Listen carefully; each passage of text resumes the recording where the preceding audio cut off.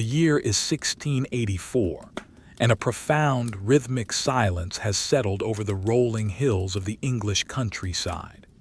It is the height of the Great Frost, a time when the very air seems to have turned into a brittle, translucent silk, hanging motionless over the thatched roofs and the frozen furrows of the fields.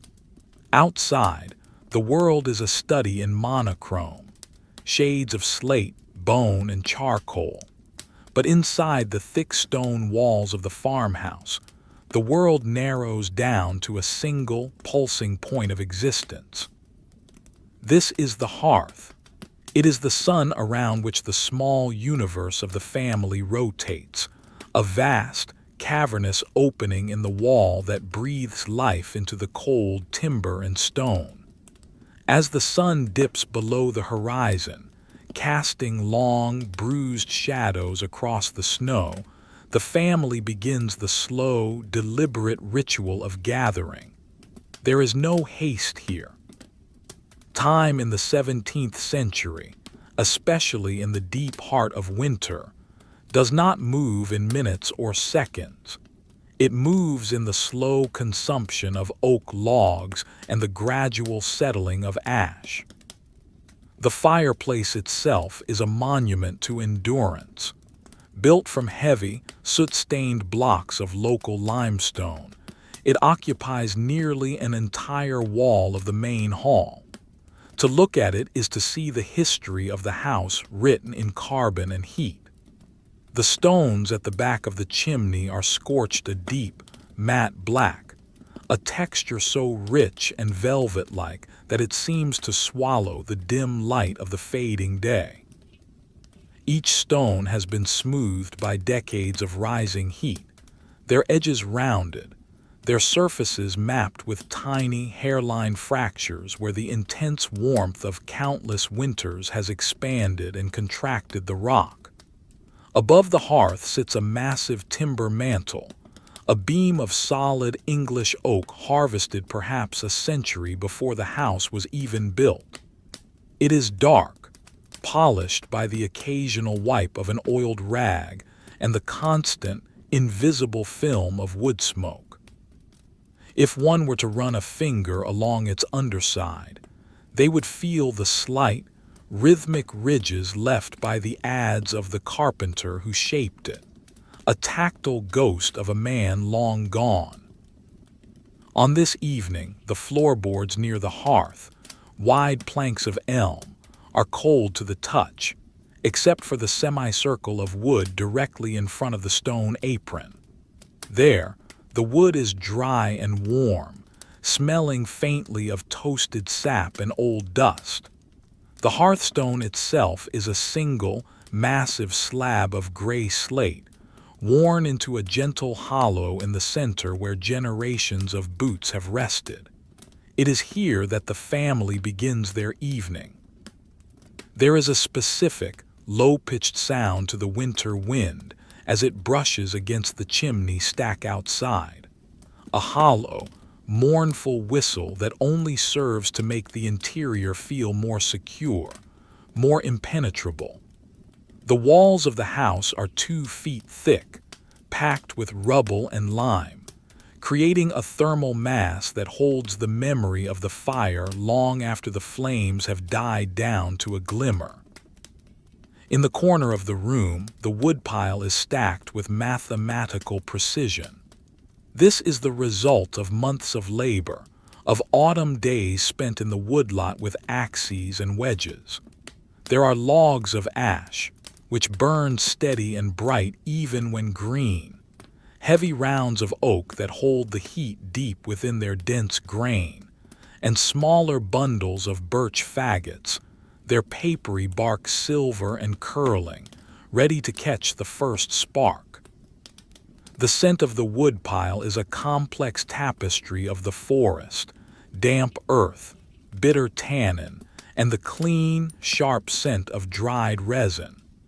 Each log is a vessel of stored summer sunlight, waiting to be released into the dark winter room.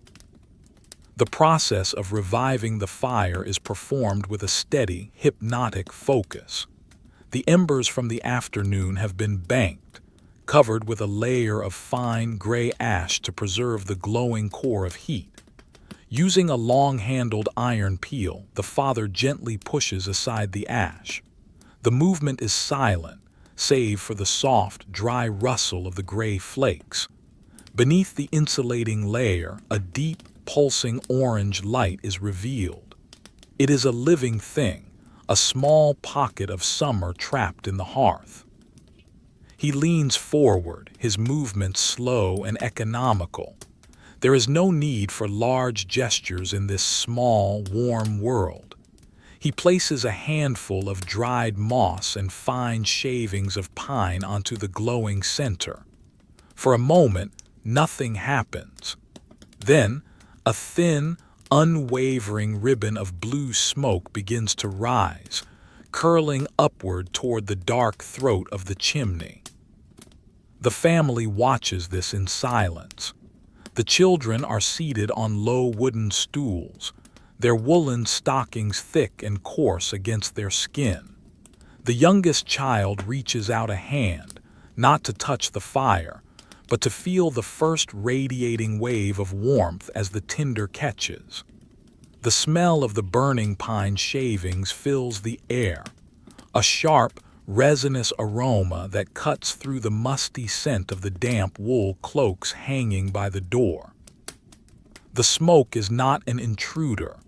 It is a familiar presence, a gentle haze that lingers near the high rafters, seasoning the hanging hams and the bundles of dried herbs, sage, rosemary, and thyme, that dangle from the ceiling hooks.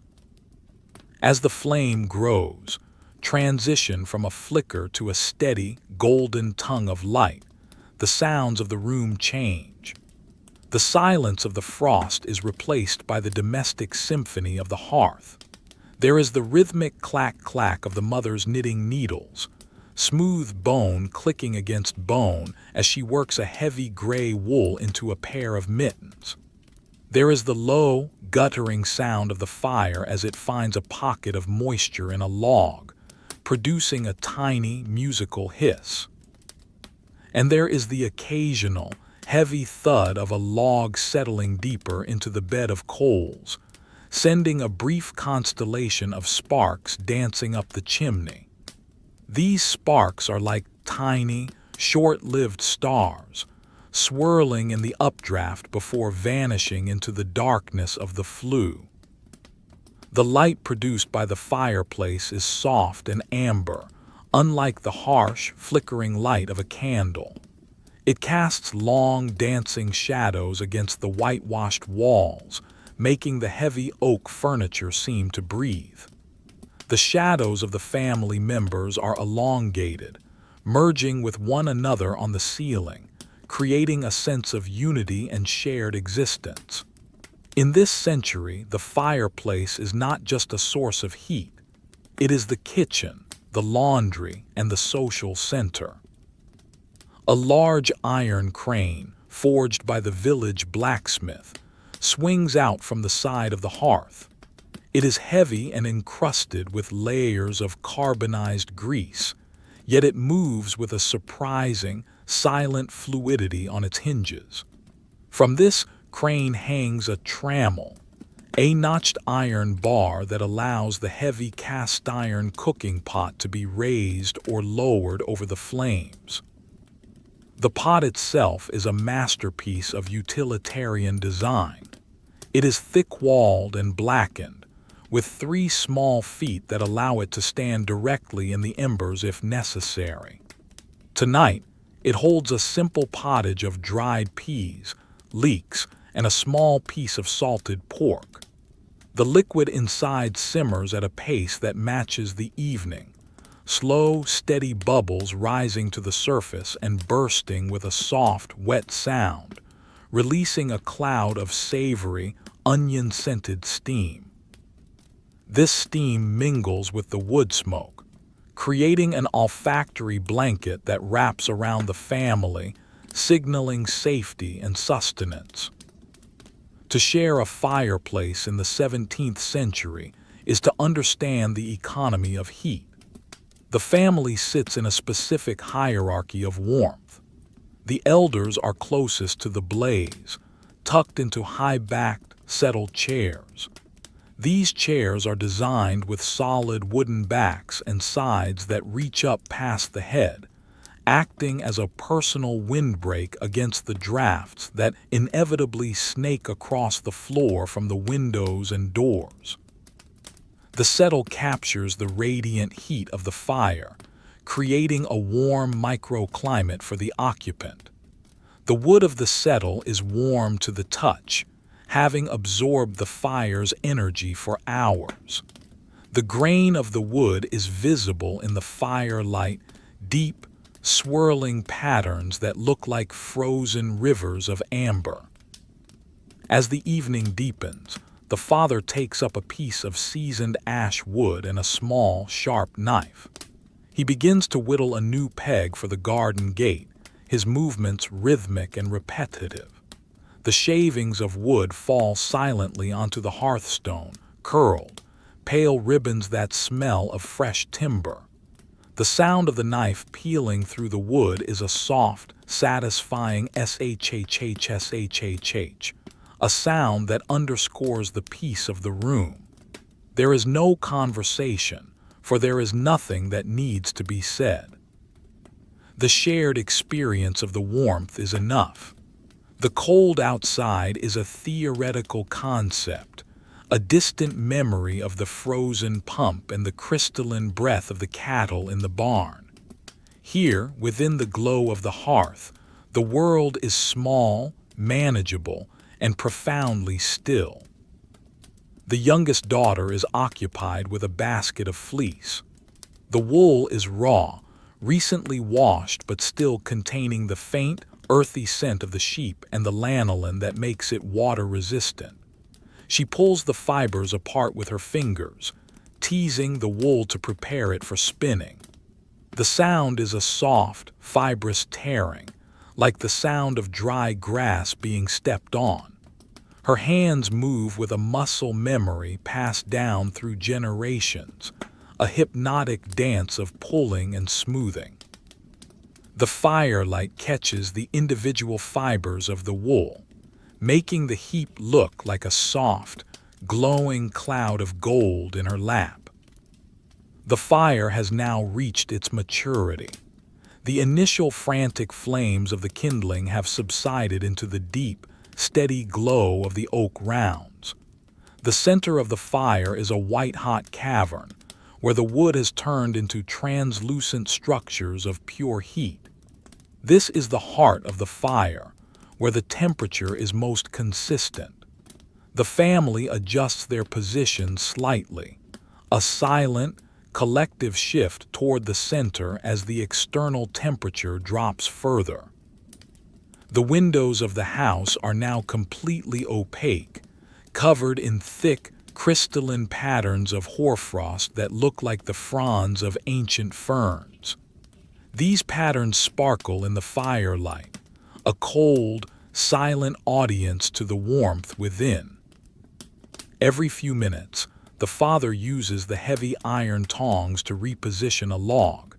This is a task of great importance. To move a log too early is to waste heat. To move it too late is to let the fire hollow out. He grasps a piece of charred wood, the iron of the tongs glowing slightly at the tips. The sound of the charcoal scraping against the stone is dry and metallic. He settles the log into a new position, and a fresh burst of flame erupts as the unburnt side meets the coals. The family watches the new flames, blue at the base, turning to a deep orange and then a pale, translucent yellow at the tips. The flames lick the sides of the iron pot, their movements fluid and unpredictable, yet strangely calming. As the first part of the evening concludes, the room is filled with a heavy, comfortable lethargy. The heat has seeped into their bones, softening the aches of the day's labor. The air is thick and still, carrying the scent of wood, wool, and slow-cooked food. The world outside is a vast, frozen wilderness, but inside, the single fireplace has created a sanctuary of light and life. The rhythmic ticking of a long-case clock in the shadows of the hallway provides a steady heartbeat to the room, a reminder that while the world outside is frozen in time, the life of the hearth continues its slow, golden pulse. This is the 17th century winter, a time of endurance, but also a time of profound, hypnotic peace, where the simple act of sharing a fire is the greatest luxury imaginable. The rhythmic oscillation of the flames continues to cast a warm, oscillating glow across the uneven surfaces of the farmhouse kitchen. In this 17th century world, the fireplace is not merely a source of warmth. It is a complex machine of iron and stone, a mechanical heart that requires constant, gentle calibration. The iron crane, which earlier swung with a heavy, muted groan, now stands fixed over the center of the blaze. It is a formidable piece of ironmongery, its surface pitted and scarred by decades of exposure to extreme heat and caustic wood smoke. To look closely at the crane is to see a landscape of industrial history. There are areas where the iron has oxidized into a deep, burnt sienna, and others where a thick, obsidian-like layer of crock, the carbonized residue of countless stews, has built up into a protective, velvet-like skin. The mother now rises from her settled chair to attend to the evening meal. Her movements are slow, a deliberate choreography refined by years of navigating the narrow space between the hearth and the heavy oak table. Her woolen skirts, dyed a deep indigo that looks almost black in the amber firelight, brush against the floor with a soft, shushing sound. The floor itself is a sensory experience of its own. Unlike the polished boards of the upper rooms, the kitchen floor is a mosaic of wide elm planks and flat river stones, covered in a thick layer of fresh rushes. These rushes were harvested from the damp margins of the nearby stream during the late summer, dried in the sun until they turned the color of pale honey, and then strewn across the floor to provide insulation and cleanliness. As she walks, the rushes produce a dry, musical crunching sound, a textured, brittle noise that punctuates the silence of the room. Beneath the scent of the wood smoke, there is the faint, herbal aroma of the strewing herbs mixed with the rushes. She has added handfuls of dried meadowsweet and lavender, which release a tiny, ghostly puff of fragrance whenever a foot presses down upon them. It is a scent that speaks of distant summer afternoons, of buzzing bees and heavy heat, providing a stark, comforting contrast to the crystalline frost that currently grips the world outside the stone walls. She reaches for the pot hook, a slender rod of iron with a curved end, and uses it to lift the heavy lid of the cast iron pottage pot. The lid is thick and unyielding, and as it rises, it releases a sudden, dense plume of white steam. This steam is heavy with the scent of the evening's sustenance. It is a slow-cooked, elemental fragrance, the earthy, mineral scent of well water, the sweet, vegetal base of leeks and onions, and the deep, savory undertone of salted pork that has been currying in the chimney for months. The steam billows upward, momentarily obscuring the mother's face in a soft, humid veil before it is drawn into the powerful updraft of the chimney. Inside the pot, the pottage is a thick, bubbling landscape of muted greens and grays. The dried peas, which were as hard as pebbles when they were added to the water hours ago, have now softened into a creamy, pale consistency. They have absorbed the liquid, swelling until they burst, thickening the broth into a hearty, rib-sticking soup. The leeks have translucentized, their layers separating into delicate ribbons that swirl in the convection currents of the boiling water. The mother takes up a long-handled wooden spoon, carved from a single piece of dense boxwood.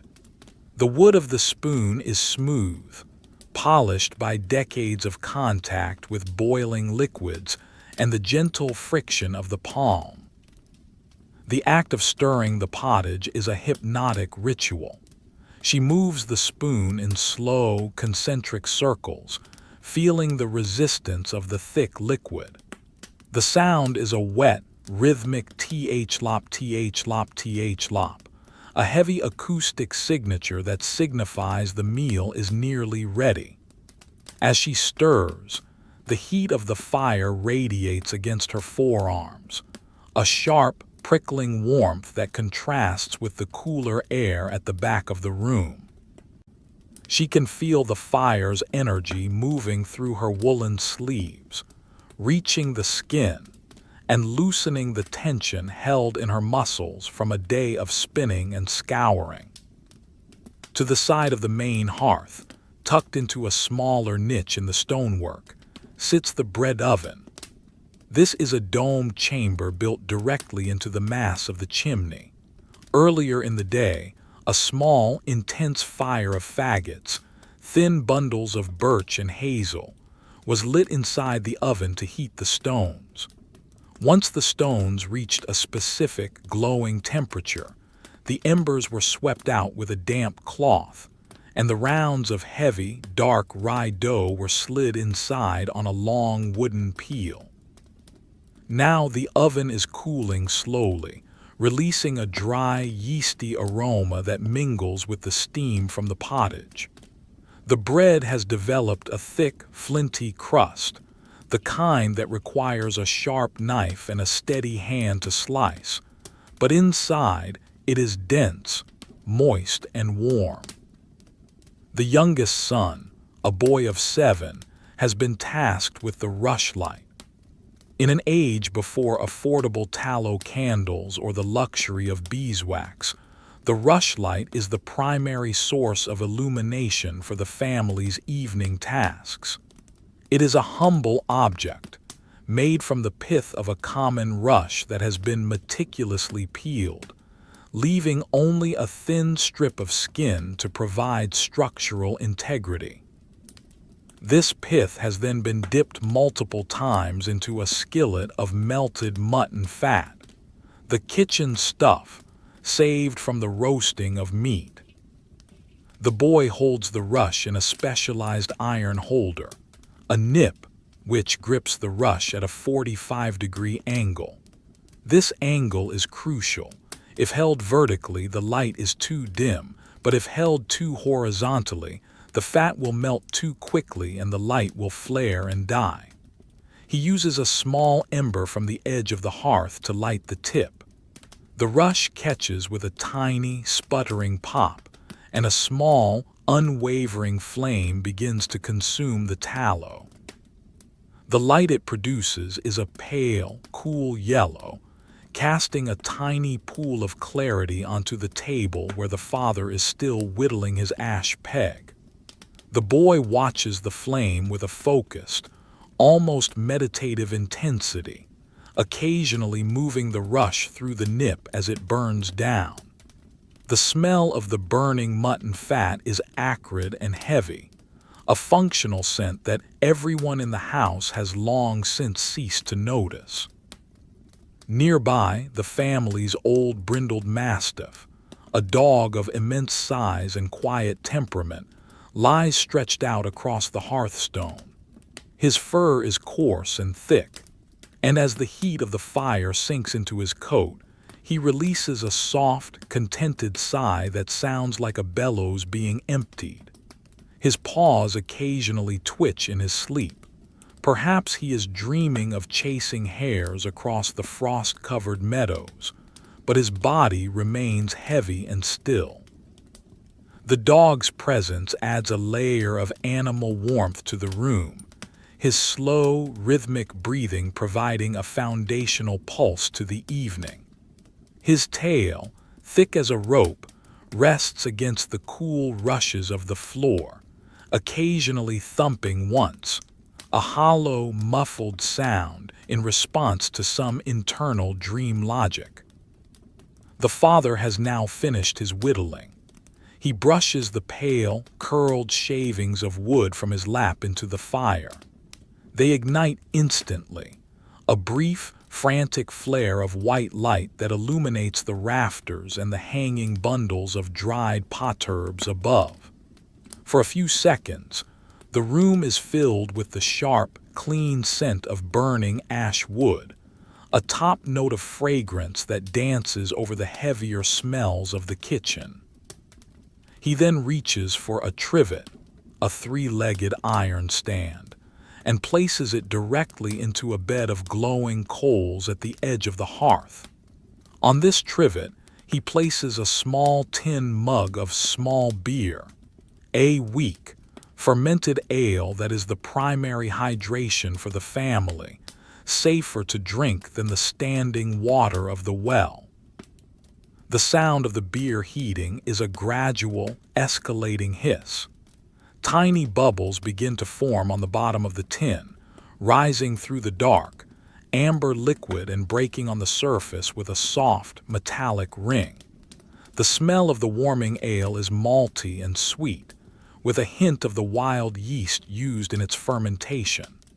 This is the nightcap, a warm, soothing draft that helps to stave off the chill that will eventually seep into the bedchambers later in the night. The father watches the beer, waiting for the exact moment before it reaches a boil, his eyes reflecting the deep, molten oranges and reds of the coal bed. The mother now begins to set the table. There are no ceramic plates here. Instead, she uses trenchers, thick, square slabs of wood with a shallow depression carved into the center. These trenchers are ancient, their surfaces darkened and smoothed by years of use and the oils from 1,000 meals.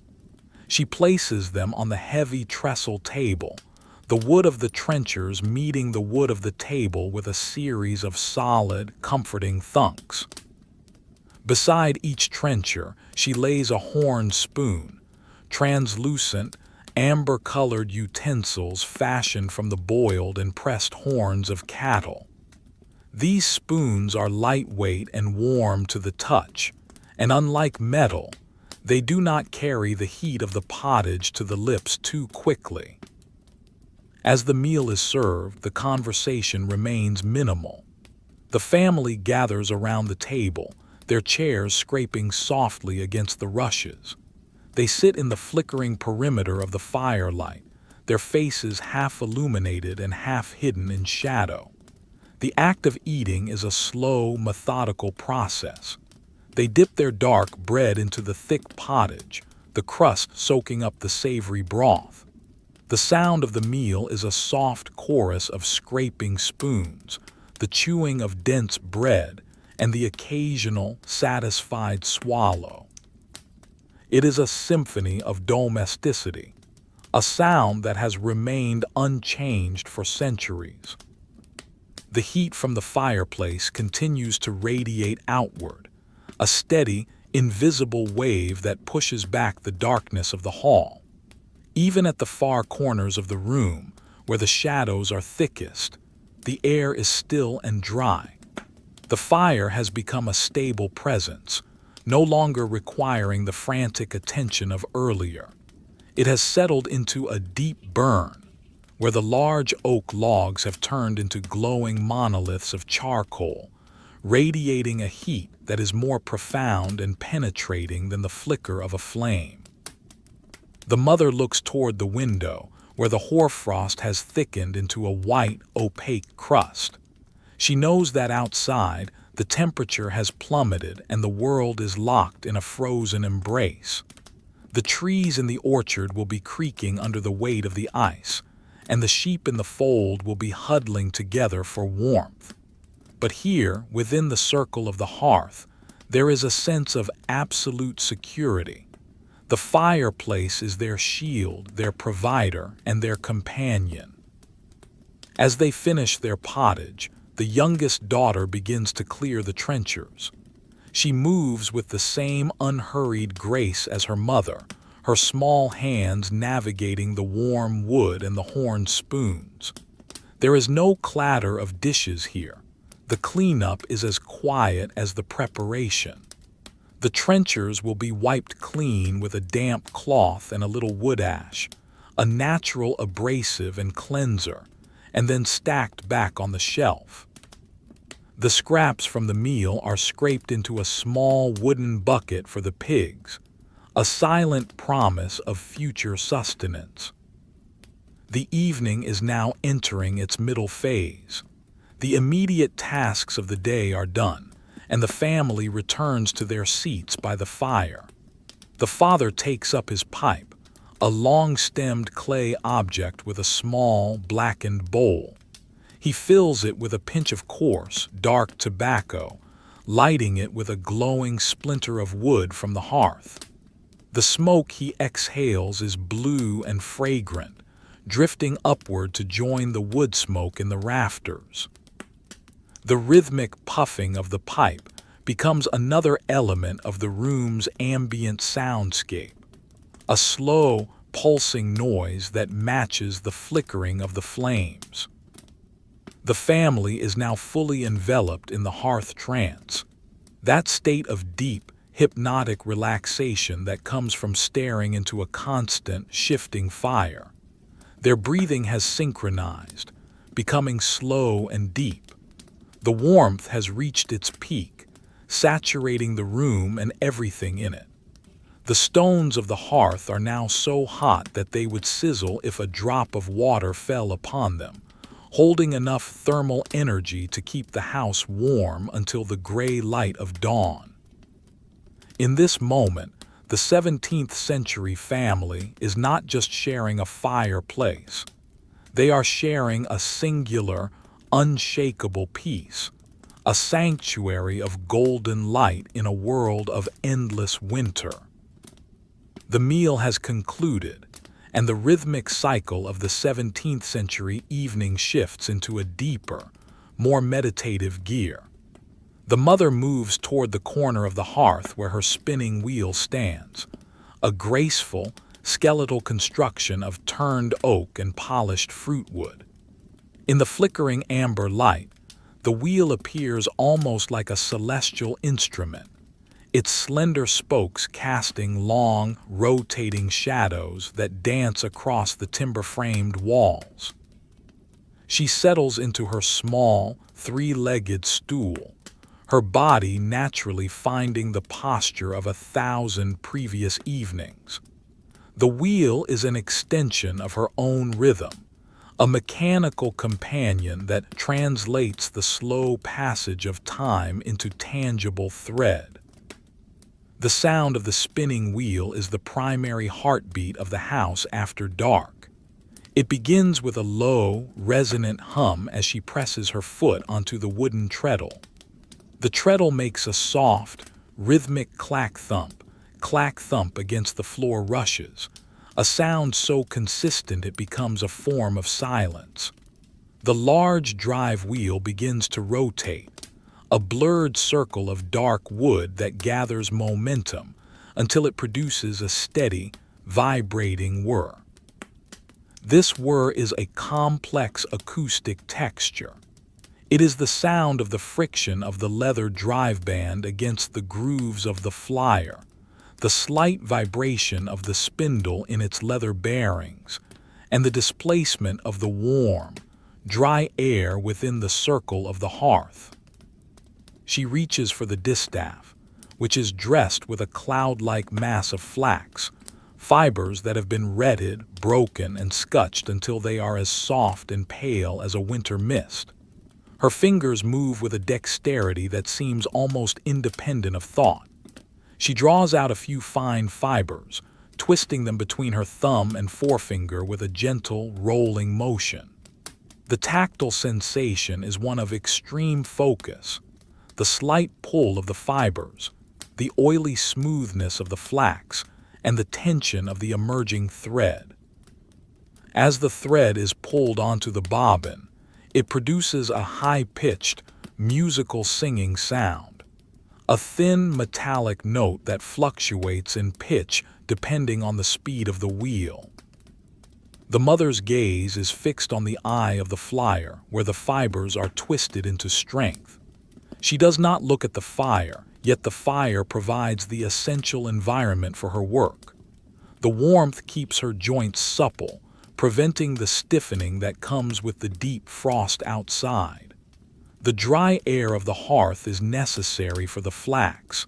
Dampness would make the fibers clump and break. But here, in the desiccated microclimate of the chimney side, the thread runs true and even. The smell of the flax is clean and slightly nutty, a sharp contrast to the heavier, resinous scent of the burning oak. Occasionally, she pauses to apply a drop of mutton tallow to the spindle's leather bearings. The tallow is kept in a small, carved wooden box on the mantel. The sound of her finger swiping the cool, solid fat is a soft scritch, and as the tallow meets the friction-warmed iron of the spindle, it releases a faint, savory scent that briefly layers over the wood smoke. Across from her, the father has turned his attention to the maintenance of the household's iron tools. In an era where every object is an investment of labor and silver, the preservation of steel is a sacred duty. He pulls a small wooden bench closer to the hearth and produces a whetstone, a long, rectangular slab of fine-grained sedimentary rock, worn into a gentle, concave curve from years of use. He also brings a small earthenware jar of linseed oil, its contents thick and golden like liquid amber. He takes up his bill hook, a heavy, curved blade used for hedging and cutting faggots. The steel of the blade is cold and gray, reflecting the firelight in a dull, metallic sheen. He pours a few drops of the oil onto the stone. The liquid spreads slowly, its viscosity resisting the cold as it seeks out the microscopic pores of the rock. Then he begins the sharpening. The sound is a slow, rhythmic shri-hiss as the steel edge is drawn across the oiled stone. It is a grinding, textural noise that vibrates through the bones of his hands and into the wood of the bench. He works with a hypnotic deliberation. Each stroke is identical in pressure and angle. He is not merely sharpening a tool. He is engaging in a dialogue with the material. He feels for burrs with the pad of his thumb, a dangerous but necessary check, his skin sensing the minute irregularities in the metal's edge. The smell of the linseed oil is heavy and earthy, an industrial perfume that signifies protection against the rust canker that thrives in the damp winter air. As he works, the friction generates a tiny amount of heat at the point of contact, a localized warmth that he can feel through the blade. The oil on the stone turns a dark, charcoal gray as it lifts the microscopic particles of steel, creating a slurry that further polishes the edge until it is as bright and keen as a sliver of ice. The architecture of the fireplace itself provides the family with specialized zones of comfort. Built into the deep side walls of the hearth are the inglenooks, small stone benches integrated directly into the masonry. These are the warmest seats in the house, literally surrounded by the thermal mass of the chimney. The youngest daughter has tucked herself into one of these nooks, her back against the warm limestone. To sit in the ingle nook is to be inside the throat of the house. Looking up, one can see the smoke shelf, a protrusion designed to prevent downdrafts from pushing smoke back into the room. Higher still, the chimney narrows and twists, a dark, soot-lined passage where the orange sparks of the fire vanish into the night sky. From her vantage point in the nook, she observes the salt box hanging on the wall of the chimney.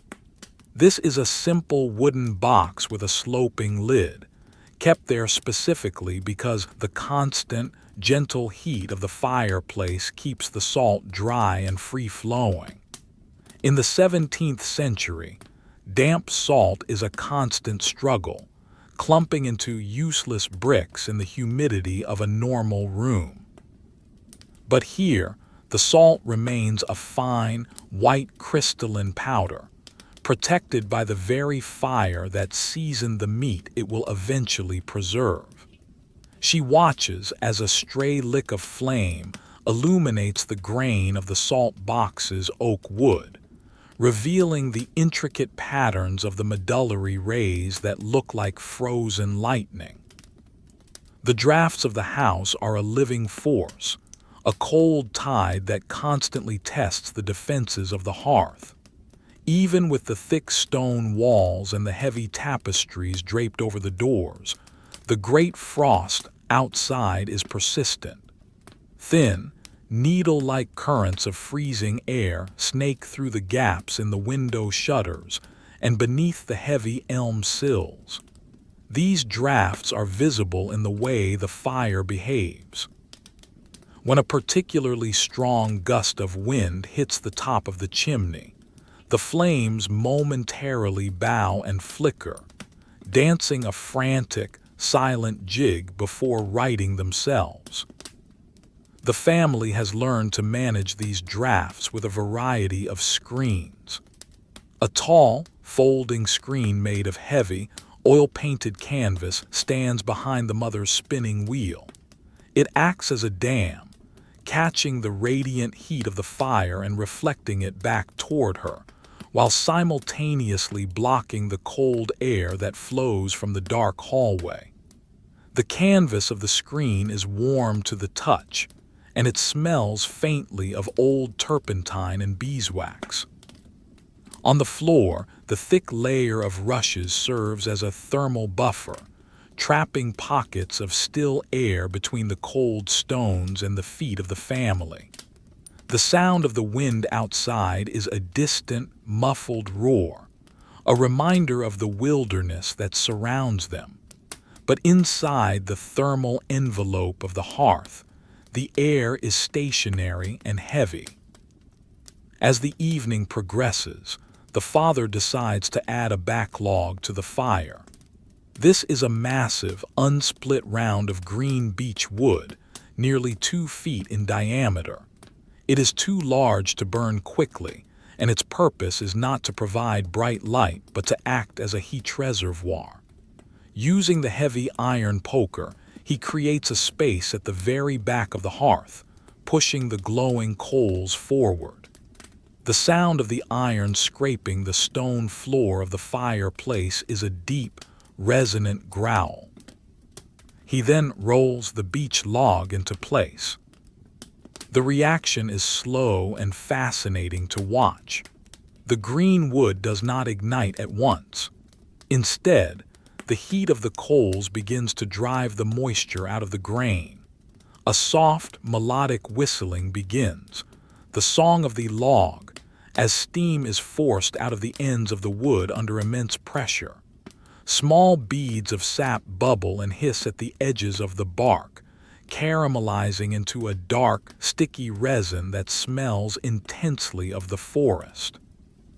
This log will sit there for the next 12 hours, slowly charring on the outside, while the core remains a dense battery of potential energy. It will radiate a low, deep tissue heat that can be felt even at the far end of the room, a steady pulse that ensures the house never truly drops below freezing.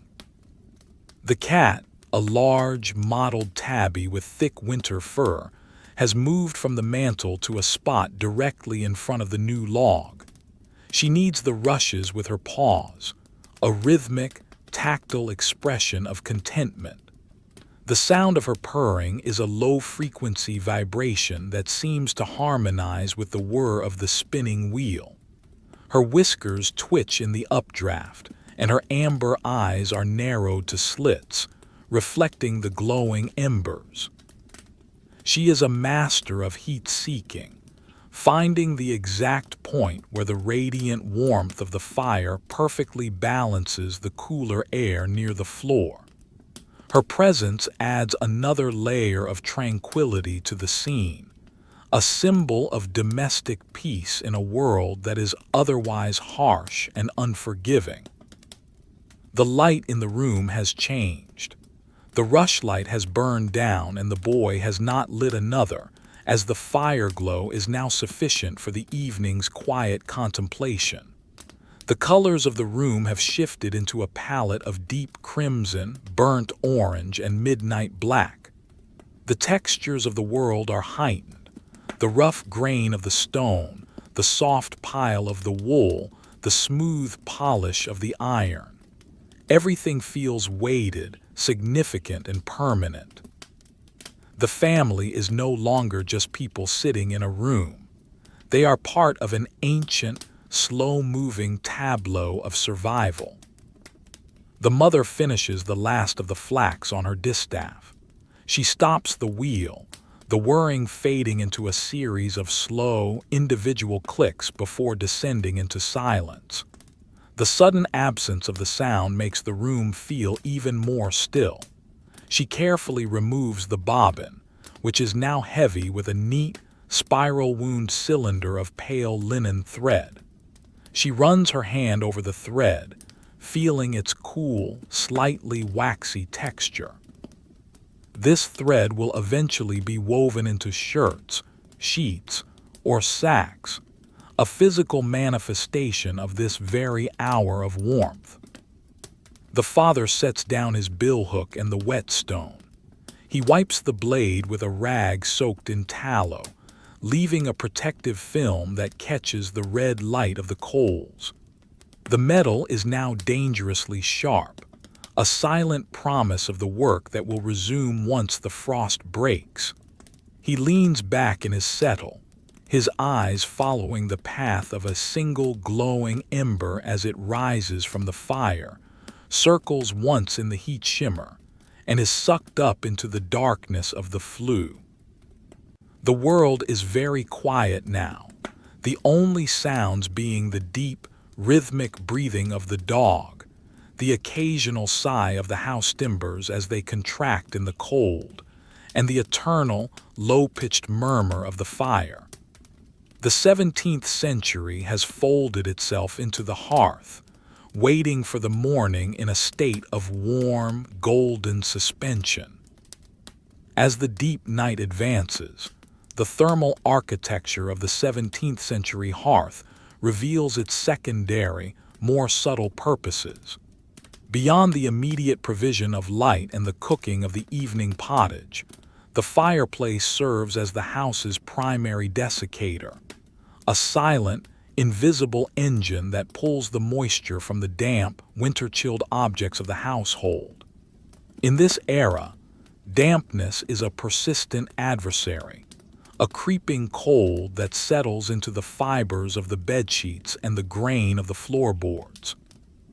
The fire is the only defense, and the space immediately surrounding the stone chimney breast becomes a dedicated zone for the slow, methodical process of drying. Earlier in the afternoon, the family had returned from the frozen outer world, their heavy woolen cloaks and leather gaiters encrusted with a fine powder of dry snow. Now, these garments are suspended from a series of wrought iron pegs driven directly into the mortar joints of the chimney. The cloaks are made of wadmal, a coarse, densely woven wool that has been felted to make it windproof. As the radiant heat from the glowing oak rounds hits the damp fabric, a ghostly transformation begins. Thin, almost imperceptible wisps of steam begin to curl away from the heavy wool, rising in slow, languid spirals toward the rafters. The scent of drying wool is one of the most foundational aromas of the 17th century winter. It is a thick, animal scent, rich with the smell of lanolin, the natural oil of the sheep, and the faint mineral tang of the melted snow. To stand near the drying cloaks is to feel a humid, heavy warmth that contrasts with the dry, searing heat of the fire itself. The water droplets that had been trapped deep within the weave of the fabric slowly migrate to the surface, where they evaporate into the warm updraft.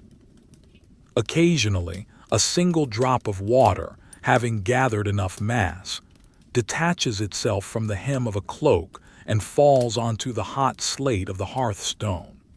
The sound is a sharp, instantaneous, a tiny explosion of steam that vanishes as quickly as it appeared, leaving behind a small, darkening circle on the stone that fades within seconds as the heat reclaims it. Beside the cloaks, the leather gaiters and boots are arranged on the fender, a low, decorative iron guard that prevents logs from rolling out into the room. Leather in this century is a living material, prone to cracking if dried too quickly or rotting if left damp. The father has placed them at a precise distance from the coals, where the air is warm but not scorching. The leather is dark and supple, having been treated with a mixture of rendered beef tallow and beeswax. As the heat penetrates the leather, the tallow begins to soften, giving the boots a dull, waxy sheen that catches the amber light. The smell of the warm grease is heavy and utilitarian, a scent that speaks of long miles walked over frozen furrows and the quiet maintenance of essential things. The mother now moves toward the niche, a small, square opening built into the side of the masonry, approximately 3 feet above the hearth. This is the spice cupboard or salt niche, though tonight it serves a different purpose. She reaches into a woven willow basket and produces a series of small linen bags, each tied with a piece of rough hemp twine. These bags contain the seeds for next spring's planting, broad beans, peas, and the precious grains of winter wheat. In the humidity of a standard English winter, these seeds would be at risk of mold or premature sprouting. But here, tucked into the warm, dry heart of the chimney, they are preserved in a state of suspended animation. She handles the bags with a reverence that borders on the spiritual. Each bag represents the future, a promise of green shoots rising through the thawing earth months from now. She presses her palm against the linen. The bags are warm to the touch, the seeds inside feeling like small, hard pebbles. She rearranges them within the niche, ensuring that the air can circulate around each one. The sound of the bags shifting against the stone is a soft, dry rustle, like the sound of wind through dead leaves. The dust from the stone, a fine powder of lime and soot, clings to the linen, adding a grayish tint to the cream-colored fabric. The chimney breast itself is a fascinating landscape of texture and shadow. Constructed from roughly hewn blocks of local limestone, the surface is far from flat. Each stone has its own topography of pits, ridges, and fissures. The mortar between the stones is a mixture of lime, sand, and ox hair, the hair providing tensile strength to prevent the heat from cracking the joints. Over the decades, the heat has baked the mortar into a flint-hard substance, though in some places it has crumbled into a fine sand that collects in the crevices. In the flickering light, the wall looks like the face of a cliff, with the soot from the fire having settled into the hollows to create deep, velvet-black shadows. This layer of soot, known as lamp black, is a pure form of carbon. It is so fine that it seems to absorb the light, making the back of the fireplace appear infinitely deep. Attached to the side of the hearth is a curious mechanical device known as a lazy back, or kettle tilter. It is a frame of blackened iron designed to hold a large bronze kettle. The beauty of the lazy back lies in its ergonomics. It allows the heavy, boiling kettle to be tilted forward to pour water without the need for the mother to lift its full weight. The bronze of the kettle is old and dark, its surface hammered with thousands of small indentations from the coppersmith's hammer. As the water inside begins to reach a simmer, the kettle produces a low, vibrating hum, a sound that resonates through the iron frame and into the stone wall. The sound of the kettle is the most domestic of all noises. It is a gentle, escalating shiver of sound that starts as a low murmur and grows into a steady, rhythmic hiss. Small plumes of steam escape from the spout, dancing in the draft of the chimney. This hot water is a precious resource. It will be used to wash the grease from the trenchers, to steep a medicinal tea of dried feverfew for the father's aching joints, or to fill the warming pan that will soon be used to take the edge off the freezing linen of the beds upstairs. The youngest son, still seated on his stool, has been given a task of extreme monotony, perfect for the late evening.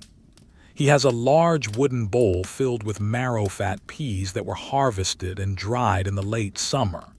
His job is to sort through them, removing any that are shriveled, discolored, or bored by insects. The sound of the peas hitting the bowl is a rhythmic, percussive plink, plink, plop. Each pea is a hard, emerald gray sphere, its surface wrinkled like a miniature brain. The boy's fingers move slowly, his eyes half closed in the hypnotic rhythm of the task. He picks up a pea, feels its weight and texture, and either drops it into the good bowl or tosses it into the small waste basket for the poultry. This task is the essence of 17th century boring history.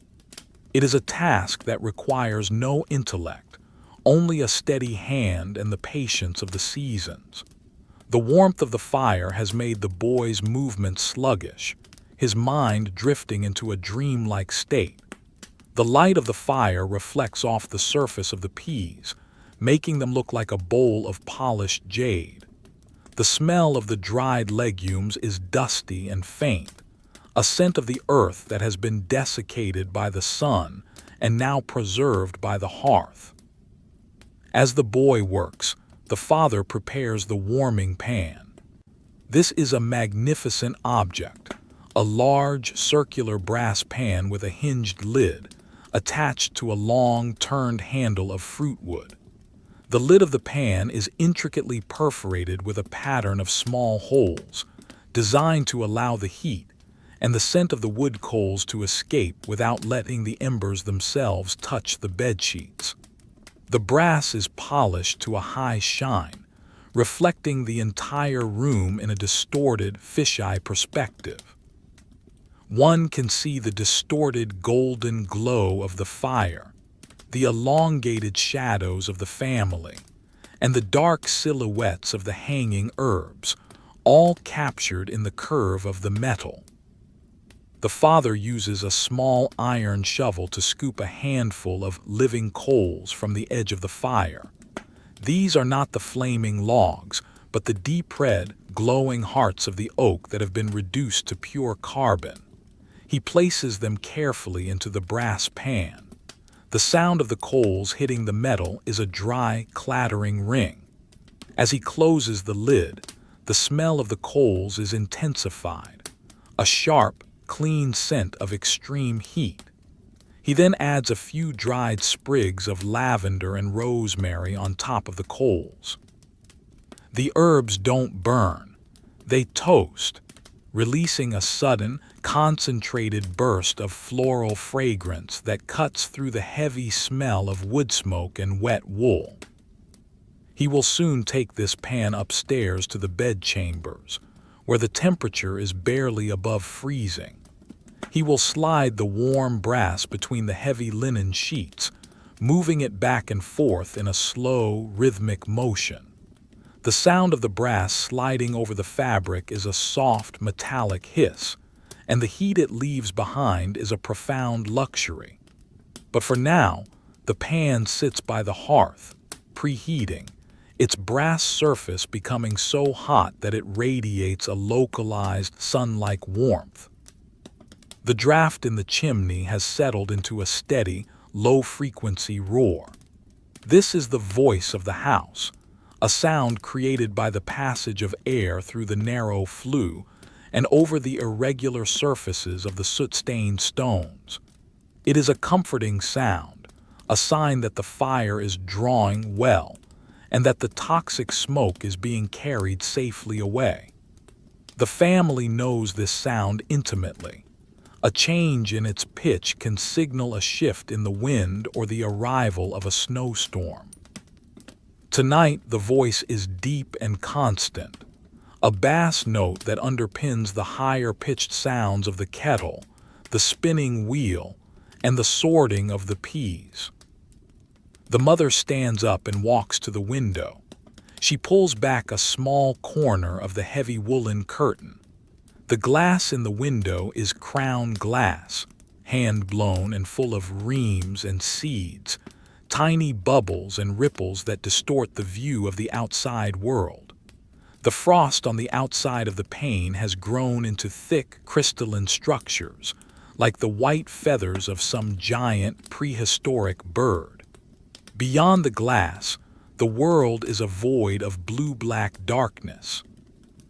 The moon is hidden behind a thick veil of snow clouds, and the only light comes from the faint, ghostly reflection of the snow on the ground. She can feel the cold radiating through the glass, a sharp, needle-like sensation against her skin. She quickly drops the curtain, returning to the sanctuary of the hearth. The contrast between the outside and the inside is never more profound than at this hour. Outside is the great frost, a world where the water in the wells turns to solid ice and the birds freeze in the trees. Inside is the golden circle of the fireplace, a world of liquid pottage, warm wool, and the rhythmic sorting of seeds. The fireplace is not just a source of heat, it is the boundary between life and death. To share this fire is to participate in a collective act of defiance against the winter. The father takes a final look at the back log he added earlier. It has begun to char beautifully, the green beechwood now a deep, glowing black on its outer edges. The singing of the sap has quieted into a steady, rhythmic hiss. He knows that this log will hold the heat until morning, providing a foundation for the next day's fire. He takes the iron tongs and gently nudges a few smaller pieces of charcoal toward the center, ensuring the heat remains concentrated. The movement is silent, the charcoal sliding over the ash with the grace of a shadow. The room is now at its most peaceful. The family is beginning to transition towards sleep, their movements becoming even slower, their breathing deeper. The heat has saturated every object in the room, the wood of the table, the stone of the floor, the wool of their clothes.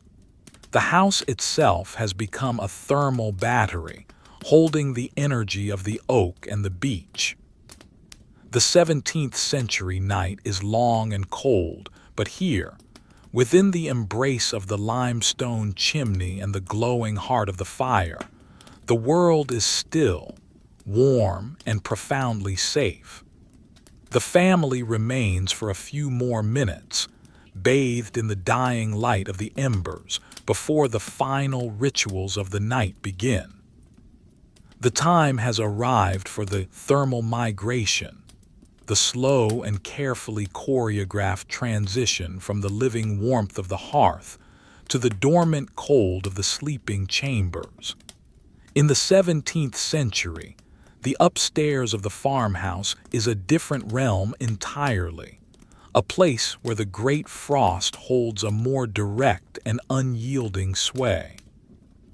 While the kitchen remains a bastion of golden light and radiating heat, the hallways and the stairs are corridors of blue-tinted shadow, where the air is so still and so frigid that it feels like a physical weight against the skin.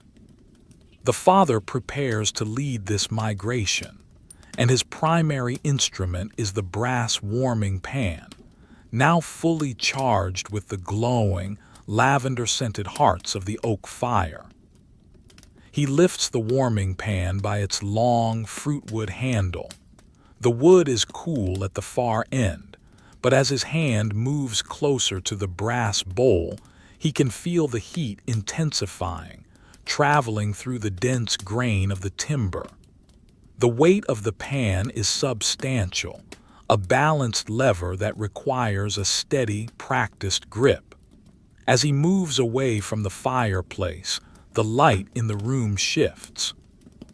The firelight, once a broad and encompassing glow, now catches the polished surface of the brass, reflecting a distorted, wobbling sun onto the dark oak paneling of the walls.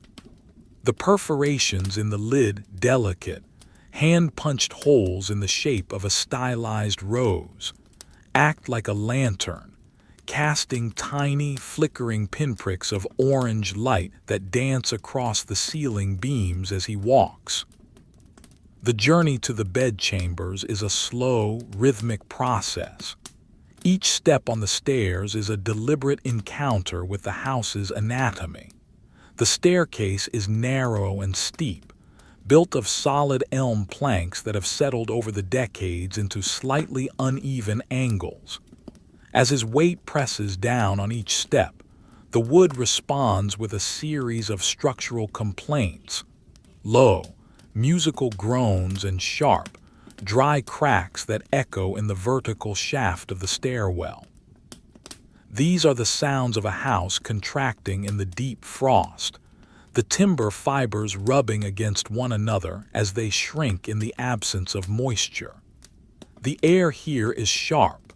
With every breath, a small, translucent cloud of white mist forms in front of his face, swirling briefly in the light of the warming pan before dissipating into the dark.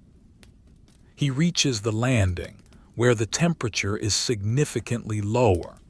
Here, the stone walls are not covered in plaster or tapestries, and the cold radiates from the limestone in a steady, invisible wave. He can feel the heat from the warming pan fighting against this cold, a localized sphere of defiance. The smell of the toasted rosemary and lavender follows him, a fragrant trail that marks his progress through the house. It is a clean, sharp scent that masks the musty, metallic smell of the frozen stone and the ancient dust trapped in the floorboards. He enters the first bedchamber. The bed is a massive construction of joined oak, a four-poster that stands like a fortress in the center of the room. It is draped in heavy, dark woolen curtains, which are currently drawn shut to create a room within a room. This is the 17th century solution to the lack of central heating, an enclosed microclimate where the heat of the human body is trapped and recycled. The father sets the warming pan down on a small wooden chest for a moment, the brass making a soft, metallic clink against the wood. He then pulls back the heavy curtains. The bed itself is a landscape of textures. At the base is a thick tick filled with dried oat straw, which provides a firm, insulating foundation. Above that is the feather bed, a massive billowing sack filled with the soft down of geese and ducks. It is so deep that when a person lies in it, the feathers rise up around them like a warm, white cloud. The sheets are made of the same heavy linen that the mother was spinning earlier in the evening, coarse, cool, and smelling of the lye soap used to wash them in the autumn. The father slides the warming pan between the sheets. The sound is a long, sibilant shish as the hot metal moves over the linen. He begins a rhythmic back and forth motion, a hypnotic exercise in heat distribution. He starts at the foot of the bed, where the feet will rest, and slowly works his way up toward the pillows. The heat from the brass is intense, immediately transforming the freezing linen into a state of toasted comfort. As the pan moves, it releases the scent of the herbs trapped inside, infusing the fibers of the bed with the ghost of the summer garden. He can feel the resistance of the heavy blankets, layers of thick, felted wool and a topmost quilt of patched velvet, as the pan slides beneath their weight. The process is silent, save for the rhythmic sliding and the muffled thump of the pan hitting the wooden frame of the bed. It takes several minutes to properly sweeten a bed of this size. He is careful not to leave the pan in one spot for too long, for the intense heat of the oak coals could easily scorch the precious linen. He watches the steam rise from the sheets, not steam from moisture, but the breath of the fabric as the extreme cold is driven out by the sudden arrival of the fire's energy. The bed begins to radiate its own warmth, a soft, inviting heat that seems to pulse within the enclosure of the curtains. Once the bed is prepared, he closes the curtains tightly, pinning the heat inside. He then moves to the next chamber to repeat the ritual. This is the logistics of comfort, a series of small, repetitive tasks that make life possible in a world without thermostats.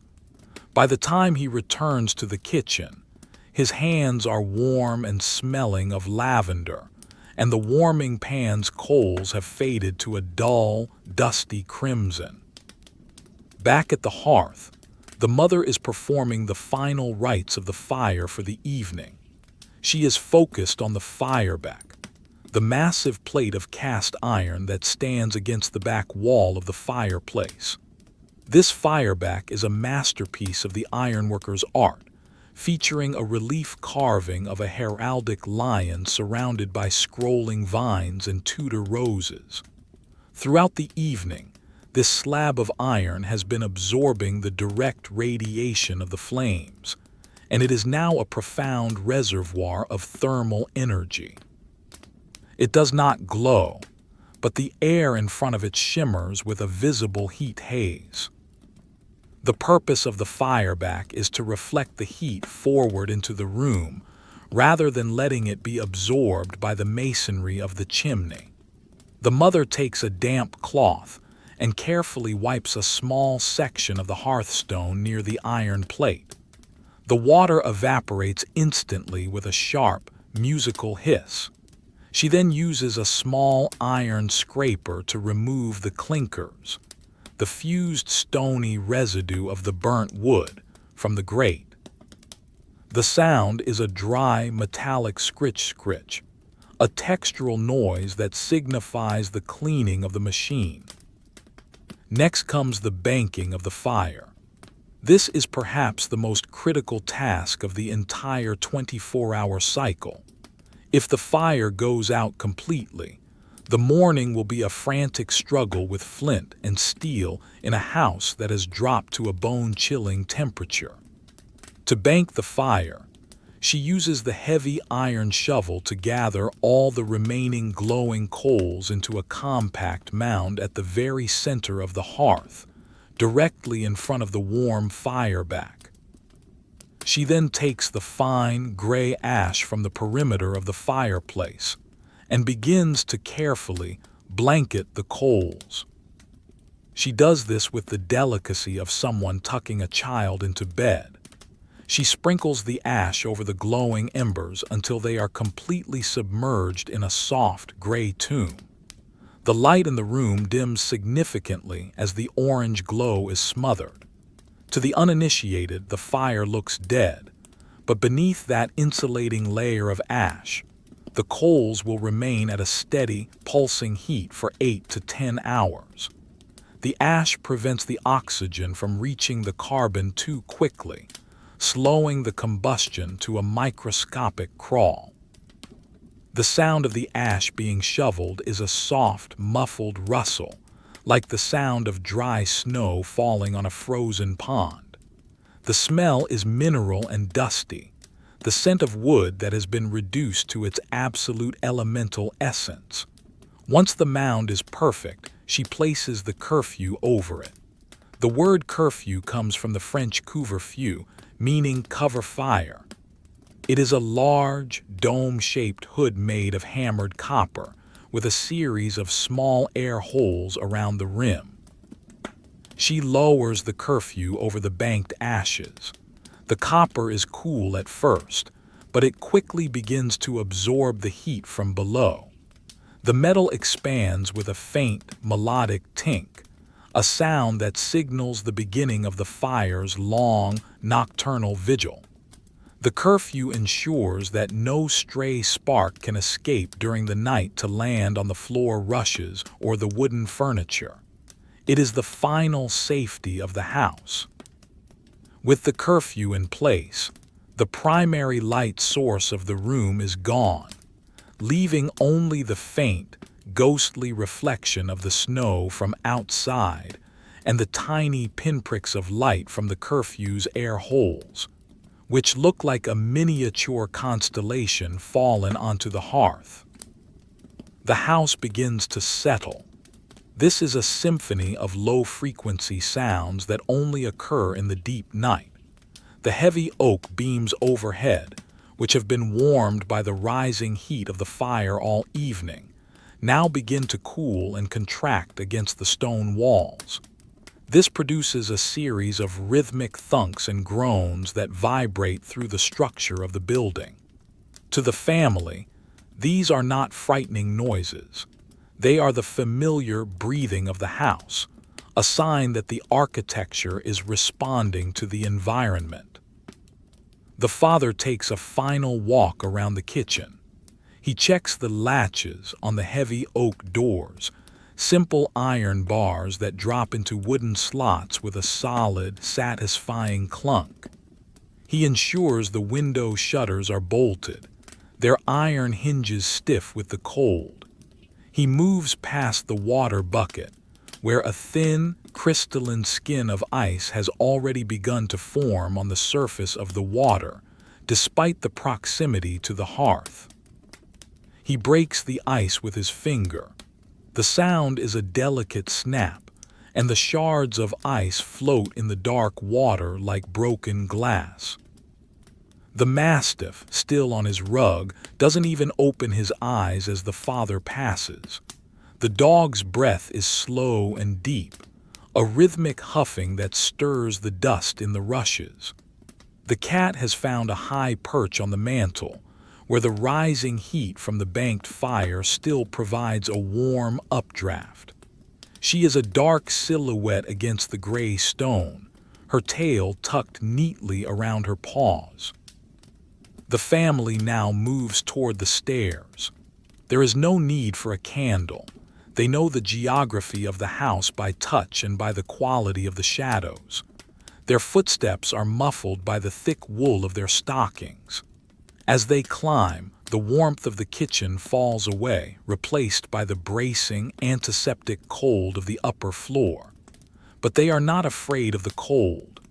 They carry the memory of the hearth in their bones, and they know that the beds are waiting, warm, lavender-scented, and deeply inviting.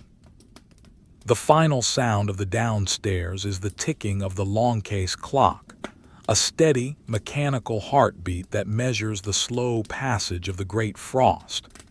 In the kitchen, the hearthstone remains hot. The fireback continues to radiate its stored energy, and beneath the copper curfew, the oak coals pulse with a hidden, secret life. The 17th century night has truly begun, a time of deep, motionless peace, where the shared fireplace continues to serve its family even in its muffled, sleeping state. The world outside is a frozen wilderness of ice and starlight, but inside, the heart of the house remains beatifically warm. The clock in the lower hall strikes 3, a series of 3 deep, metallic thrums that vibrate through the floorboards and into the very marrow of the house. This is the hour of the deepest night, when the great frost outside reaches its most crystalline intensity. In the 17th century farmhouse, the air has separated into distinct thermal layers, a silent stratification of temperature that defines the nocturnal geography of the home.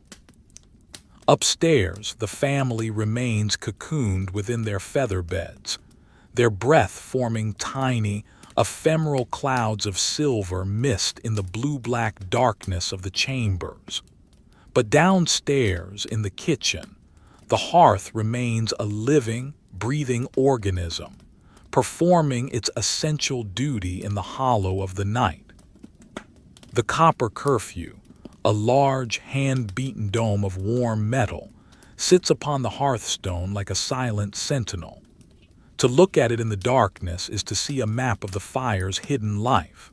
Through the small, punched air holes around its base, a rhythmic, low-frequency pulse of orange light escapes, casting a series of tiny, flickering dots across the floor rushes.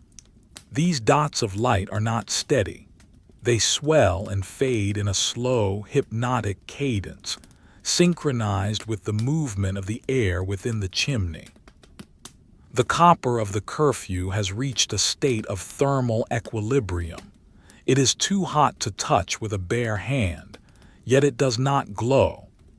Its surface is a landscape of dark, iridescent patinas, shades of deep plum, burnt umber, and oil-slick green, where the heat has reacted with the metal over decades of nightly use.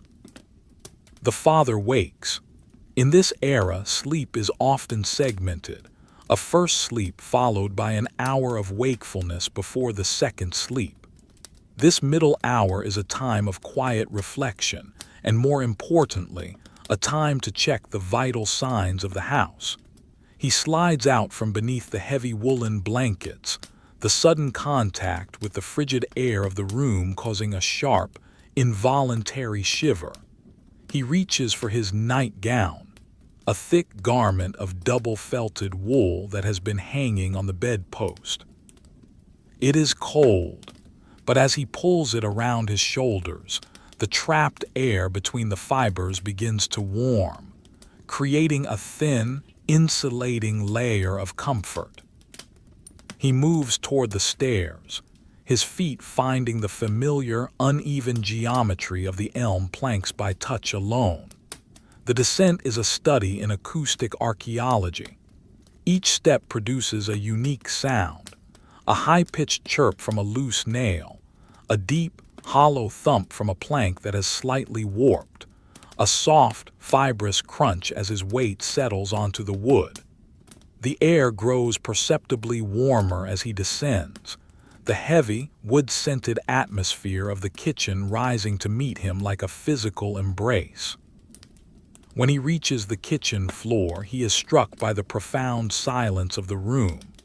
It is not an empty silence, but a thick silence, filled with the presence of the hearth. The smell of the room has shifted since the family went to bed. The savory scent of the pottage has faded, replaced by a deep mineral aroma, the smell of hot limestone, ancient soot, and the dry, toasted scent of the banked oak. This is the scent of the house's endurance, an olfactory signature of safety. He approaches the fireplace. The hearthstone, that massive slab of gray slate, is still warm beneath the soles of his feet. He can feel the heat radiating upward, a gentle, pulsing energy that suggests the fire beneath the ash is healthy and strong. He reaches for the fire fork, a long, two-tined tool of wrought iron with a hooked handle. The iron is cold at the grip, but as he moves the tip toward the curfew, the metal begins to vibrate slightly in the heat shimmer. With a slow, practiced movement, he hooks the handle of the curfew and lifts it. The sound is a soft, melodic clink, followed by the heavy, muffled scrape of the copper rim sliding across the stone. As the dome rises, the room is suddenly flooded with a deep, crimson glow. The banked ashes, which looked like a gray, lifeless mound moments ago, are revealed to be a protective shell for a heart of pure, molten energy. The coals are no longer wood. They have become translucent structures of carbon, glowing with a steady, unwavering light that seems to come from within the atoms themselves. The father uses the fire fork to gently stir the mound. The sound is a delicate, textural rustle, the sound of gray ash falling away to reveal the orange embers. As the oxygen from the room reaches the coals, they respond with a sudden, silent escalation of brightness. The light is a rich, saturated orange, the color of a setting sun trapped in a box of stone. He can feel the heat on his face, a sharp, prickling sensation that dries the moisture on his skin and causes his eyes to narrow. He takes a night piece from the wood box, a smaller, dense limb of seasoned applewood, chosen for its slow-burning properties and its sweet, fragrant smoke. He places it carefully on top of the glowing embers. The wood does not ignite immediately. Instead, it begins to toast. A thin, blue ribbon of smoke rises from the bark, curling upward into the dark maw of the chimney. The smell is exquisite, a sharp, fruity aroma that cuts through the heavier scent of the oak and the soot. For a few moments, he watches the wood transform, the bark curling and blackening, small cracks appearing in the grain as the heat drives out the final molecules of summer sap. The song of the chimney is different at this hour. Without the competing noises of the spinning wheel or the cooking pots, the sound of the draft is a pure, unadulterated hum. It is a low-frequency vibration, a deep B flat that resonates through the masonry and into the floorboards. This is the sound of the house breathing, the chimney acting as a giant stone lung that draws in the cold air from the gaps in the windows and exhales the warm, carbon-rich breath of the fire into the night sky. The father leans his head against the warm stones of the chimney breast, feeling the vibration in his skull. It is a deeply grounding sensation, a reminder that the house is a living thing, a participant in the family's survival. He moves toward the window to check the state of the frost. The crown glass panes are now completely obscured by a thick, architectural layer of ice. This is not the delicate, feathery frost of the evening, but window ice, a solid, crystalline growth that has its own internal structure. In the red light of the fire, the ice looks like a sheet of hammered rubies. He runs his finger along the edge of the wooden frame, where a thin line of white powder has collected. This is hoarfrost, formed by the moisture of the family's breath freezing the moment it touches the cold surface of the glass. The sound of the wind outside is a distant, ethereal whistle. It brushes against the eaves of the house, a cold, predatory force that tests every joint and seam of the timber frame. But the house holds. The thick walls, the heavy beams, and the radiating heart of the fireplace create a sanctuary that the frost cannot penetrate. The father feels a sense of profound, quiet triumph. Each night of the great frost is a battle of attrition, and so far the hearth is winning. He returns to the fireplace to complete the ritual. The applewood limb has now caught, a small, steady flame licking its underside. He doesn't want a large fire. He only wants to ensure that the core temperature of the hearth remains high. He uses the shovel to bring the gray ash back over the new wood, once again banking the fire into a neat, insulated mound. He lowers the curfew back into place, the copper dome settling with a final, echoing thud. The room returns to its state of crimson-dotted darkness. The dots of light from the curfew are now slightly brighter, reflecting the addition of the applewood. The father stands for a moment, letting the warmth of the hearthstone soak into his feet one last time before the return to the cold upstairs. He notices the silhouettes of the objects in the room, the spinning wheel, the heavy oak table, the drying cloaks, all of them now saturated with the heat of the fire, standing as silent witnesses to the night. He begins the climb back to the bedchambers. The stairs feel different now. His body is warm, and the cold air of the upper hall feels bracing rather than biting. He enters his chamber, where the mother is still deep in her first sleep, her breathing rhythmic and slow. He slides back into the bed, which still retains a ghost of the heat from the warming pan used hours ago. The linen is no longer toasted, but it is sweet and dry, a comfortable envelope that welcomes him back. As he closes his eyes, he can still feel the vibration of the chimney in his mind. The 17th century night continues its slow, frozen rotation. Outside, the stars are hard, brilliant points of light in a vacuum of cold.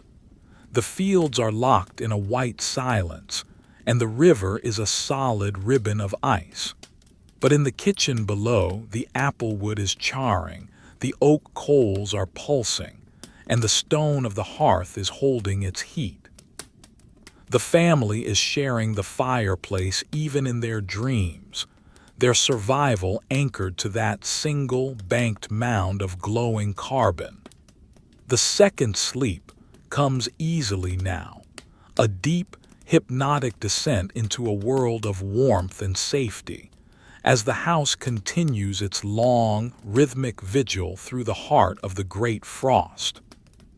The world remains suspended in the deep, indigo shadow of the pre-dawn hours, a time known in the 17th century as the crepuscular watch. It is the moment when the great frost reaches its absolute zenith, a time when the pressure of the cold outside is so immense that the timber frame of the farmhouse seems to shrink inward, its joints emitting occasional, sharp reports like the distant firing of a pistol. These sounds, however, do not disturb the profound stillness of the kitchen. Here, the air has grown heavy and still, saturated with the scent of cooled wood smoke and the lingering, dry warmth of the massive stone chimney. The copper curfew still rests upon the hearth, but the dots of light escaping its base have dimmed to a ghostly, spectral violet, indicating that the fire beneath has reached its lowest ebb of the night. It is the mother who first stirs in the upper chamber. Her rising is a slow, methodical ritual designed to minimize the loss of body heat. She moves within the confines of the bed curtains, reaching for her woolen petticoats and her heavy bodice. The fabric is cold, having sat in the frigid air of the room all night, and as she pulls it on, the sensation is a sharp, invigorating shock to the skin. She sits on the edge of the bed for a moment, pulling on her thick, hand-knitted stockings of gray wadmal wool. The sound of the wool stretching over her feet is a soft, fibrous scritch, a textural noise that is the first sign of the house's awakening. She descends the stairs with the practiced silence of a ghost. Her feet, clad in soft leather slippers, find the center of each elm plank, avoiding the edges where the wood is most prone to groaning. As she enters the kitchen, the temperature shift is immediate. The air is not hot, but it is tempered. It lacks the needle-like bite of the hallway. She moves toward the hearth, her eyes adjusting to the deep gloom. The only light comes from the faint, silvery reflection of the snow-covered yard through the small window panes, casting a grid of pale light onto the floor rushes. She reaches for the iron peel, a flat-bladed shovel with a long handle, and begins the most important task of the morning, the resurrection of the flame. She slides the peel beneath the rim of the copper curfew. The sound is a low, metallic scrape that echoes softly in the chimney. She lifts the dome and sets it aside on the stone apron. The banked mound of ash is now a pale, slate gray, looking entirely inanimate. However, as she uses a small wooden bellows to blow a gentle stream of air at the base of the mound, a transformation occurs. The ash parts like a curtain, revealing the glowing, crimson heart of the oak coals. They have survived. They have held the life of the fire through the coldest hours of the year. The act of reviving the fire is an exercise in extreme patience. She does not throw a large log onto the embers. That would smother the heat. Instead, she reaches into the tinderbox, a small tin container kept in the warm niche of the chimney. Inside are the morning faggots, thin, pencil-sized twigs of birch and hazel that have been drying by the hearth for days. She places 3 of these twigs across the glowing coals in a delicate, tripod-like arrangement.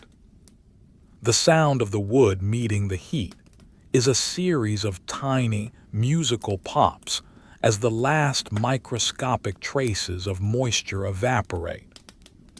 Within seconds, a thin, wavering ribbon of yellow flame begins to lick the underside of the birch bark. The bark, rich in natural oils, curls and blackens, releasing a sharp, clean scent of forest resin. This is the first light of the day, a small, fragile flickering that casts long, dancing shadows of the mother's hands against the limestone wall.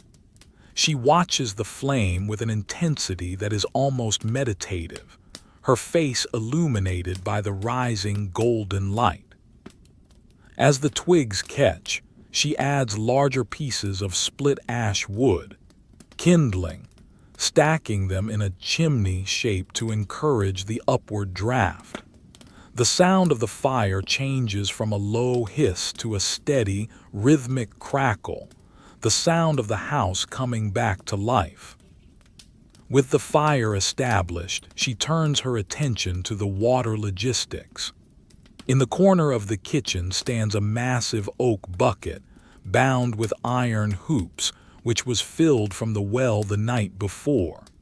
Despite the warmth of the hearth, a thick skin of ice has formed across the surface, a testament to the sheer power of the great frost. She takes a heavy iron dipper and strikes the ice. The sound is a crystalline clink shatter, as the ice breaks into a dozen jagged shards that swirl in the dark water like pieces of broken glass. She scoops the water into the large bronze kettle, the liquid sounding heavy and resonant as it hits the metal bottom. A deep glug glug glug that signifies the start of the morning's chores. She swings the iron crane out from the side of the chimney. The hinges, lubricated with a bit of salt pork fat, move with a silent, heavy fluidity. She hooks the kettle onto the trammel, adjusting the height so that the bottom of the bronze vessel is just inches above the growing flames. As the crane swings back into the center of the hearth, the heat of the fire immediately begins its work on the metal. The bronze, which was cold and dull, starts to take on a warm, golden sheen, reflecting the flickering orange light of the new logs. The sound of the morning fire is a complex acoustic landscape. There is the high-pitched snap of the birch twigs, the lower frequency crackle of the ash wood, and the occasional deep thump as a log settles into the bed of embers. Underpinning all of this is the escalating whisper of the water in the kettle, a soft, vibrating hiss that will eventually grow into the steady, domestic roar of a boil. This sound is the heartbeat of the 17th century morning, a signal to the rest of the family that the house is once again a place of warmth and sustenance. As the kettle heats, the mother performs the sifting of the ash. Using a fine-meshed iron sieve, she scoops the cold ashes from the perimeter of the hearth. She does this with a slow, rhythmic shaking motion. The sound is a soft, dry shush shush shush, like the sound of sand falling through an hourglass. The fine gray powder falls into a wooden bucket, while the larger pieces of unburnt charcoal remain in the sieve to be recycled back into the fire. This wood ash is a precious commodity. It will be used to make lye for the spring laundry, or spread on the frozen garden beds to provide minerals for the soil. The smell of the sifting ash is dusty and mineral, a dry, alkaline scent that layers over the sweetness of the wood smoke. The light in the room is slowly changing. The blue hour of the morning is beginning to fade, replaced by a pale, pearlescent gray. The frost on the window panes, which looked like rubies in the firelight of the night, now looks like carved white marble. The mother walks to the door and lifts the heavy iron latch. As the door opens a mere crack, a needle-thin jet of freezing air whistles into the room. This air is so cold it feels dry, almost searing. She looks out at the world. The landscape is a study in silence. The trees are encased in a thick, translucent skin of ice, their branches bowed under the weight of the hoar. The snow in the yard is a flat, unblemished sheet of white, sparkling with a billion tiny, diamond-like points of light in the pre-dawn glow. She closes the door, the solid oak meeting the frame with a muffled thud. The contrast between the outside world and the interior of the kitchen is now at its most extreme. The fire has grown into a robust, cheerful blaze, the ash wood burning with a clear, steady flame that produces very little smoke. The heat is beginning to expand outward once again, pushing back the cold front that had settled near the walls during the night. She can feel the warmth on the back of her legs as she moves about the room, a comforting, radiant presence that follows her. The father and the children now begin to descend the stairs. They move slowly, their bodies still heavy with sleep, their eyes blinking in the sudden brilliance of the firelight. They gravitate toward the hearth like moths to a flame, their movements synchronized and instinctive. They do not speak. There is no need for words in the face of the morning fire. They find their stools and settles, tucking their hands into the folds of their woolen cloaks to capture the rising heat. The father takes up a small wooden bowl and a handful of porridge oats, grains that have been coarsely ground in the village mill. He adds them to a smaller iron pot that has been sitting in the warm side niche of the chimney. He pours a measure of the now steaming water from the kettle over the oats. The sound is a soft, wet splat, followed by a rising cloud of sweet, grain-scented steam. He places the pot on a trivet at the edge of the fire, where it will simmer slowly until the oats have softened into a thick, hearty cream. The process of making the morning porridge is as slow as the evening pottage. There is no instant food in the 17th century. Everything is a product of time, heat, and patience. The father stirs the oats with a wooden spurtle, a slender rod of turned birch, his movements rhythmic and circular. The sound of the spurtle against the iron is a soft, muffled clack, a domestic percussion that underscores the peace of the room. The smell of the cooking oats is earthy and wholesome, a scent that promises the energy needed to face the labors of the frozen day. As the family sits in the growing light, the architecture of the shared fire is fully revealed. They are a circle of warmth in a vast, frozen wilderness. The fireplace is their provider, their protector, and the center of their social existence. The light from the flames catches the individual fibers of their woolen clothes, making the family seem to glow with an internal light. The shadows on the walls are no longer long and predatory as they were at night. They are now soft and flickering, dancing in time with the lively movement of the ash logs. The youngest daughter reaches out a hand toward the fire, not to touch it, but to wash her hands in the heat. She moves her fingers in the warm air, feeling the circulation return to her chilled skin. The tactile sensation is one of profound relief, a loosening of the tension that the great frost imposes on the body. She watches a single, glowing spark as it detaches itself from a log, swirls in the updraft, and vanishes into the dark throat of the chimney. This spark is a messenger from the heart of the oak, a tiny fragment of the fire's soul ascending into the cold morning sky. The kettle begins to sing in earnest now, a high, unwavering note that signifies the water has reached a rolling boil. The mother uses a thick cloth to lift the kettle from the crane, the weight of the water making the iron arm creak slightly.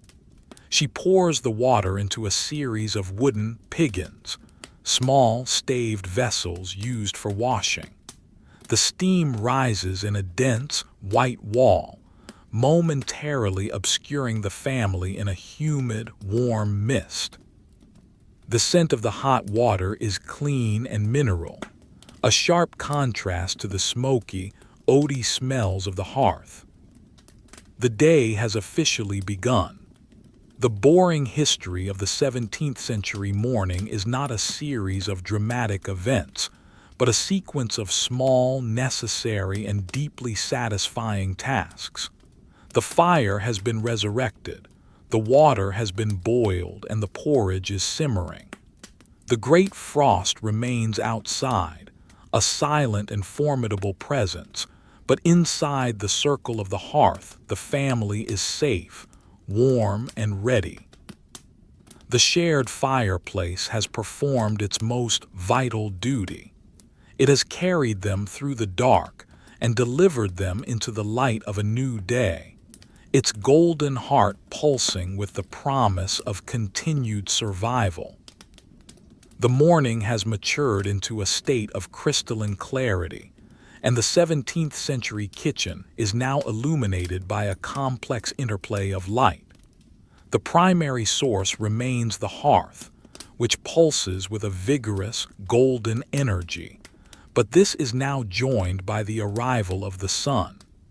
The sunlight does not enter the room in broad, unobstructed sheets.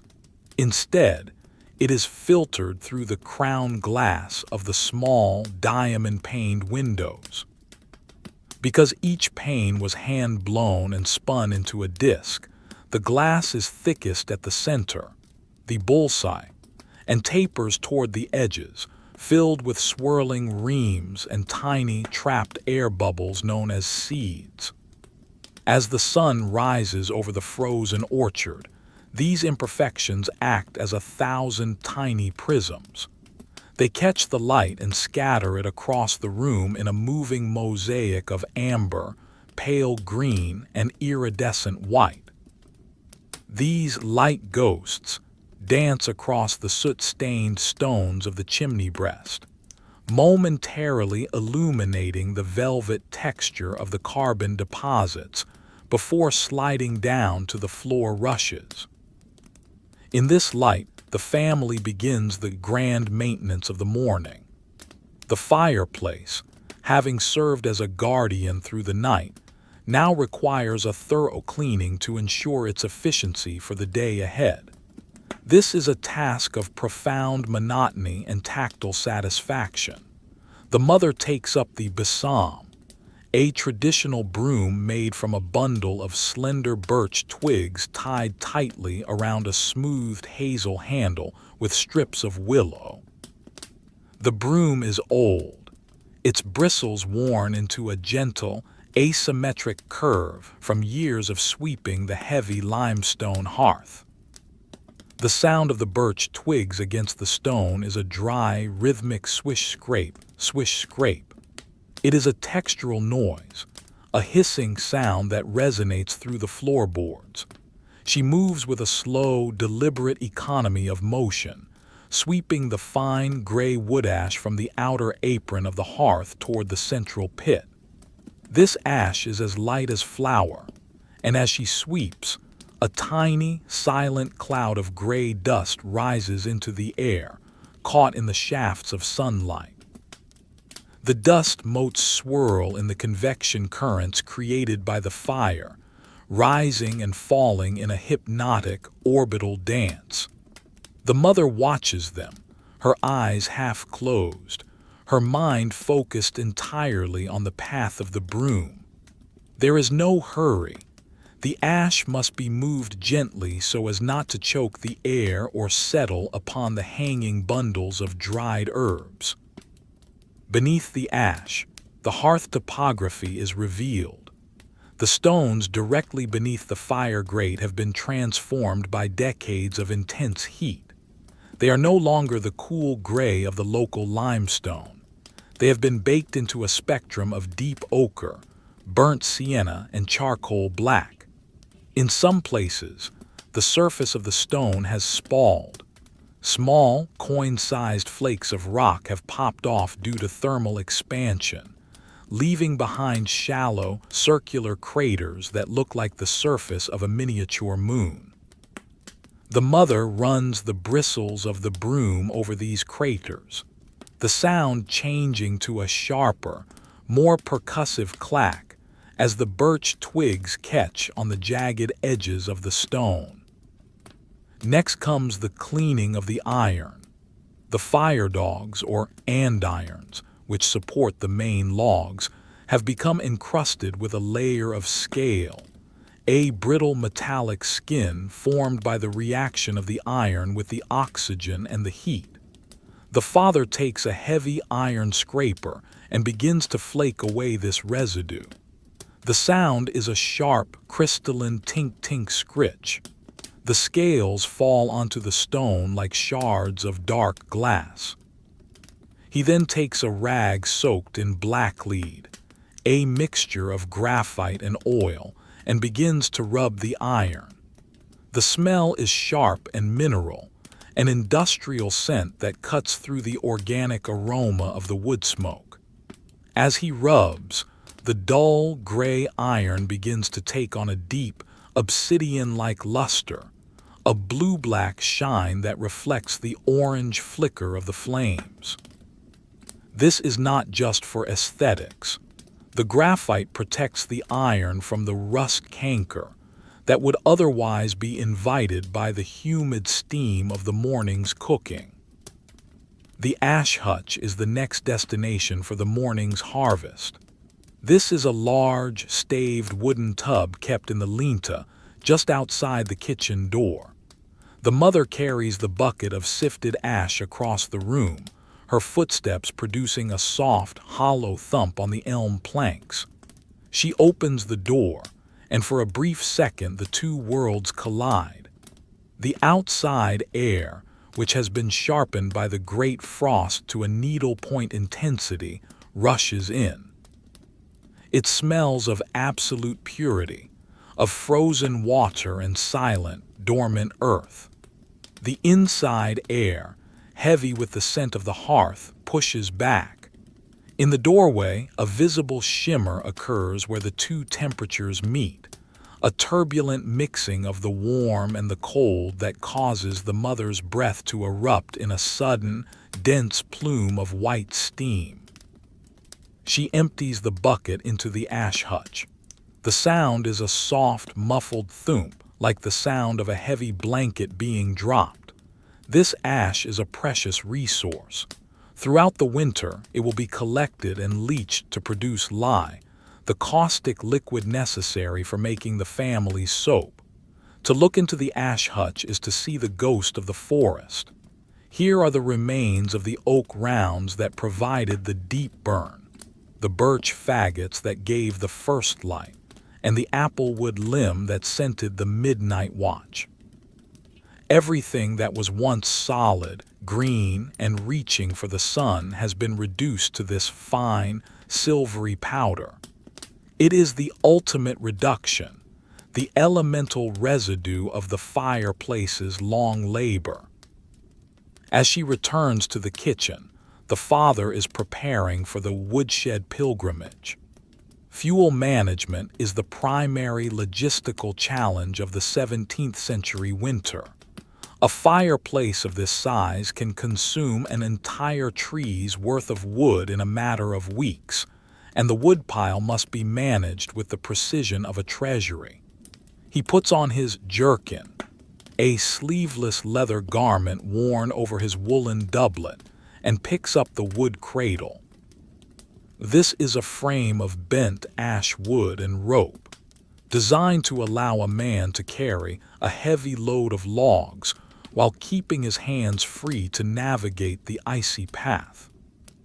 The trip to the woodshed is a journey into the heart of the frost. The path has been cleared of snow, but the ground is heaved. The moisture in the soil has frozen and expanded, pushing the earth into strange, jagged ridges that are as hard as iron. The father's boots make a sharp, rhythmic crunch snap as he walks over the frozen mud. The woodshed is a simple, three-sided structure, its roof weighed down by a thick, heavy cap of snow that overhangs the eaves like white frosting.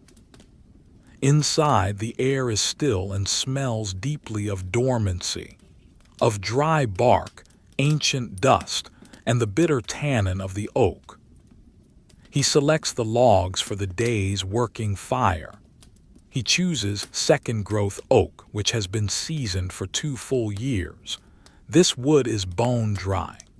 When he strikes 2 logs together, they produce a high musical ring, like the sound of a bell, rather than the dull thud of green wood.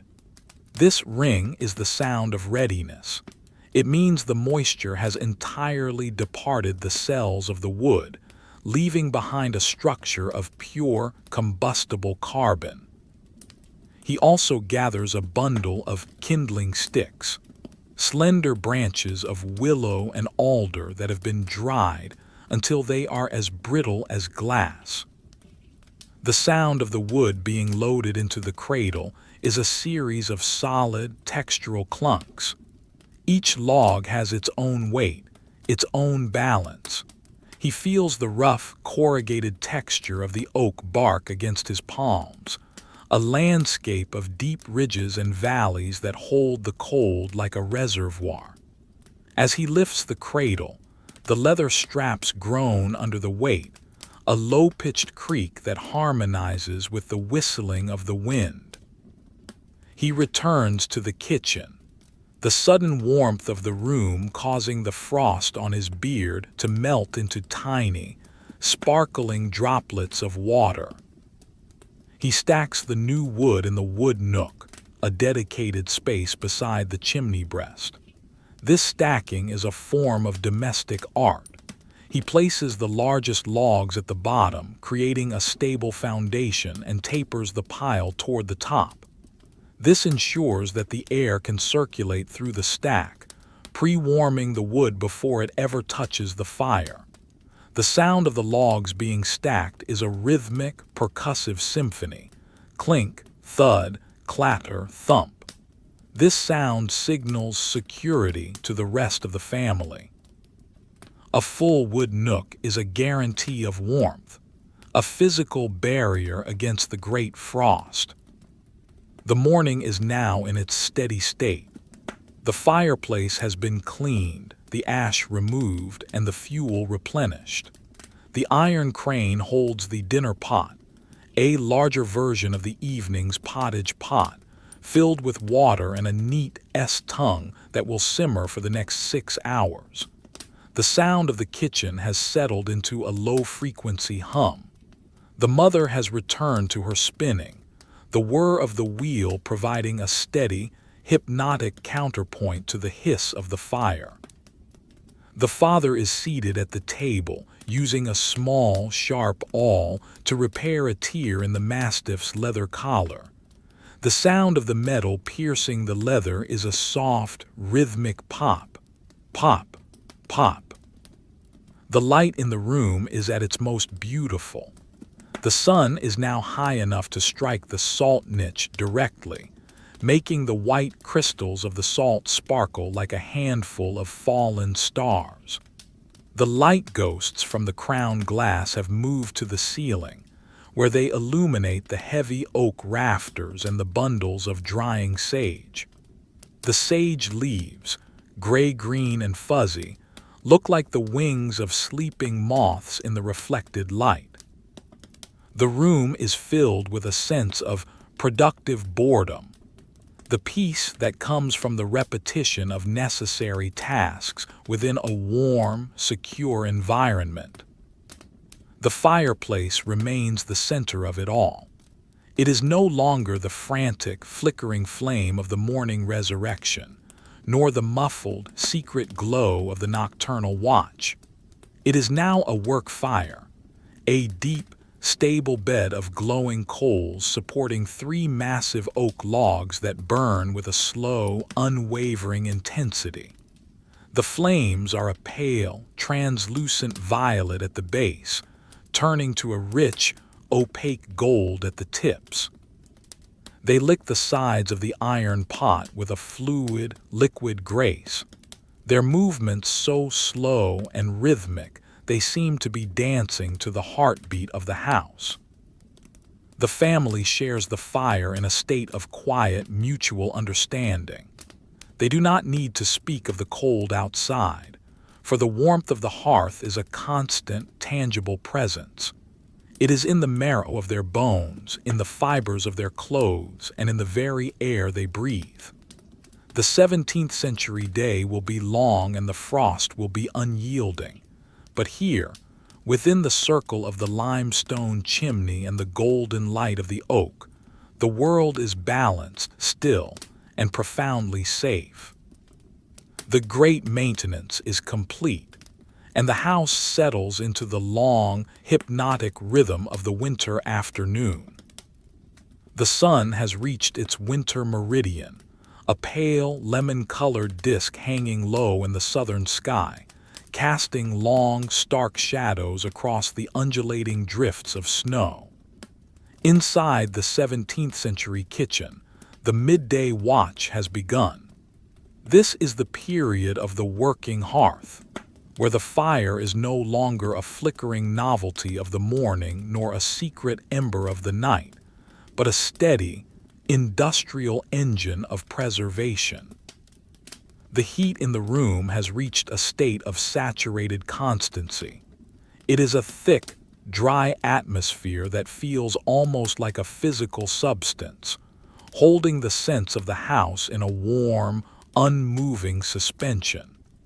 In this light, the interior of the massive limestone chimney reveals its true function as the family's primary larder and laboratory. Looking upward into the cavernous throat of the fireplace, one can see the smoke rafters, a series of blackened oak poles spanning the width of the flue, roughly 8 feet above the hearthstone. From these poles hang the results of the autumn's labor: heavy, salt-crusted hams, long flitches of bacon, and strings of sausages tied with rough hemp twine. This is the smoke zone, a specific thermal layer where the rising heat of the oak fire is perfectly balanced with the preservative power of the wood smoke. The meat has been hanging here for months, and its surface has transformed into a deep, mahogany-colored rind, as hard and polished as ancient timber. The process of curing by the hearth is a silent, invisible choreography of chemistry and time. As the blue smoke from the oak logs rises, it curls around the hanging hams in slow, languid eddies. The smoke carries with it microscopic particles of carbon and creosote, which settle into the pores of the meat, creating a barrier against the spoil canker. Occasionally, a single drop of rendered fat, having reached its melting point in the gentle heat, detaches itself from the tip of a bacon flitch. It falls through the air, a golden, translucent bead, and hits the hot stone of the hearth below. The sound is a sharp, musical PST hiss, a tiny, localized explosion of steam and scent. The smell is intoxicatingly savory, a concentrated essence of salted pork and toasted resin that briefly layers over the baseline aroma of the wood smoke. The mother now prepares for the leaching of the ash, a task of profound logistical importance that utilizes the residue collected during the morning cleaning. She brings a large, staved wooden vat, the liebuck, closer to the warmth of the fire. The vat is made of thick elm staves bound with rusted iron hoops, its interior stained a dark, tea-like brown from years of use. At the bottom of the vat, there is a layer of clean river stones, covered by a thick bed of dried straw. This acts as a natural filter for the process. She begins to fill the vat with the fine gray wood ash she sifted earlier. The sound is a soft, dry thud hush as the ash settles onto the straw. She moves with a rhythmic, hypnotic deliberation, her wooden shovel carving through the powdery gray mound. Once the ash is level, she reaches for the heavy bronze kettle on the crane.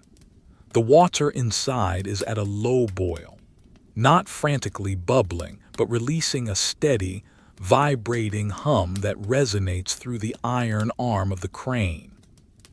She pours the hot water over the ash.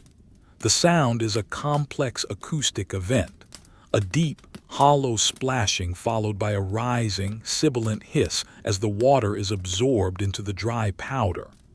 A dense, alkaline steam rises from the vat, carrying a sharp, mineral scent that is entirely different from the organic smell of the fire.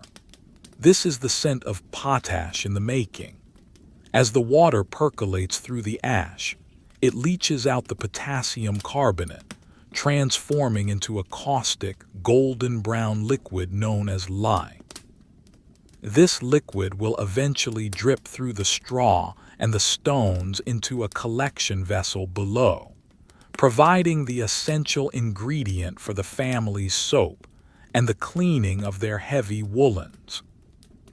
The mother watches the bleeding of the lye with a focused, meditative intensity.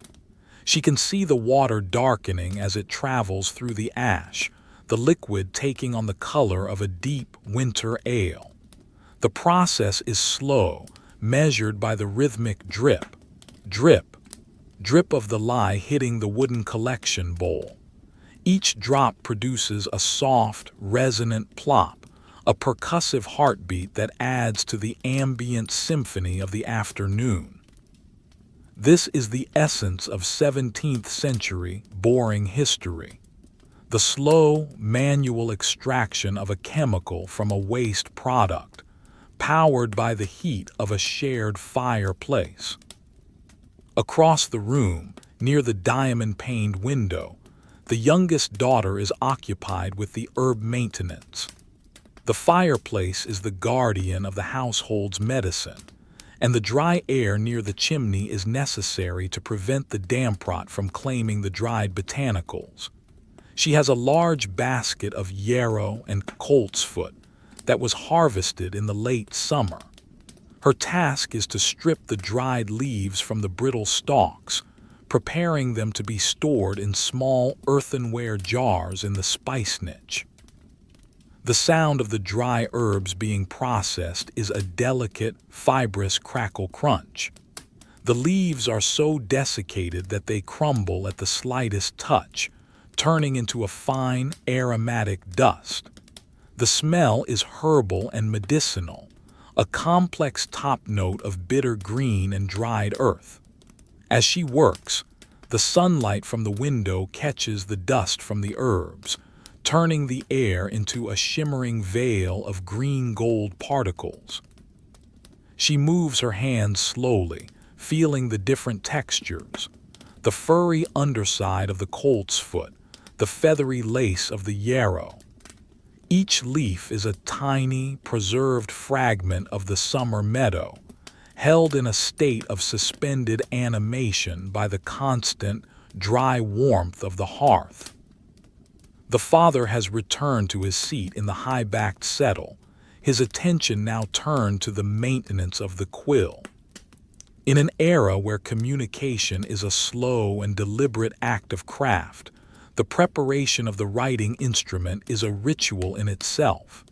He has a bundle of primary flight feathers from a goose, their shafts long, hollow, and translucent like yellowed ivory. He selects one and begins the tempering process. He takes a small pan of fine, white sand and places it directly on a bed of hot embers at the edge of the hearth. The sound of the sand heating is a gradual, escalating hiss.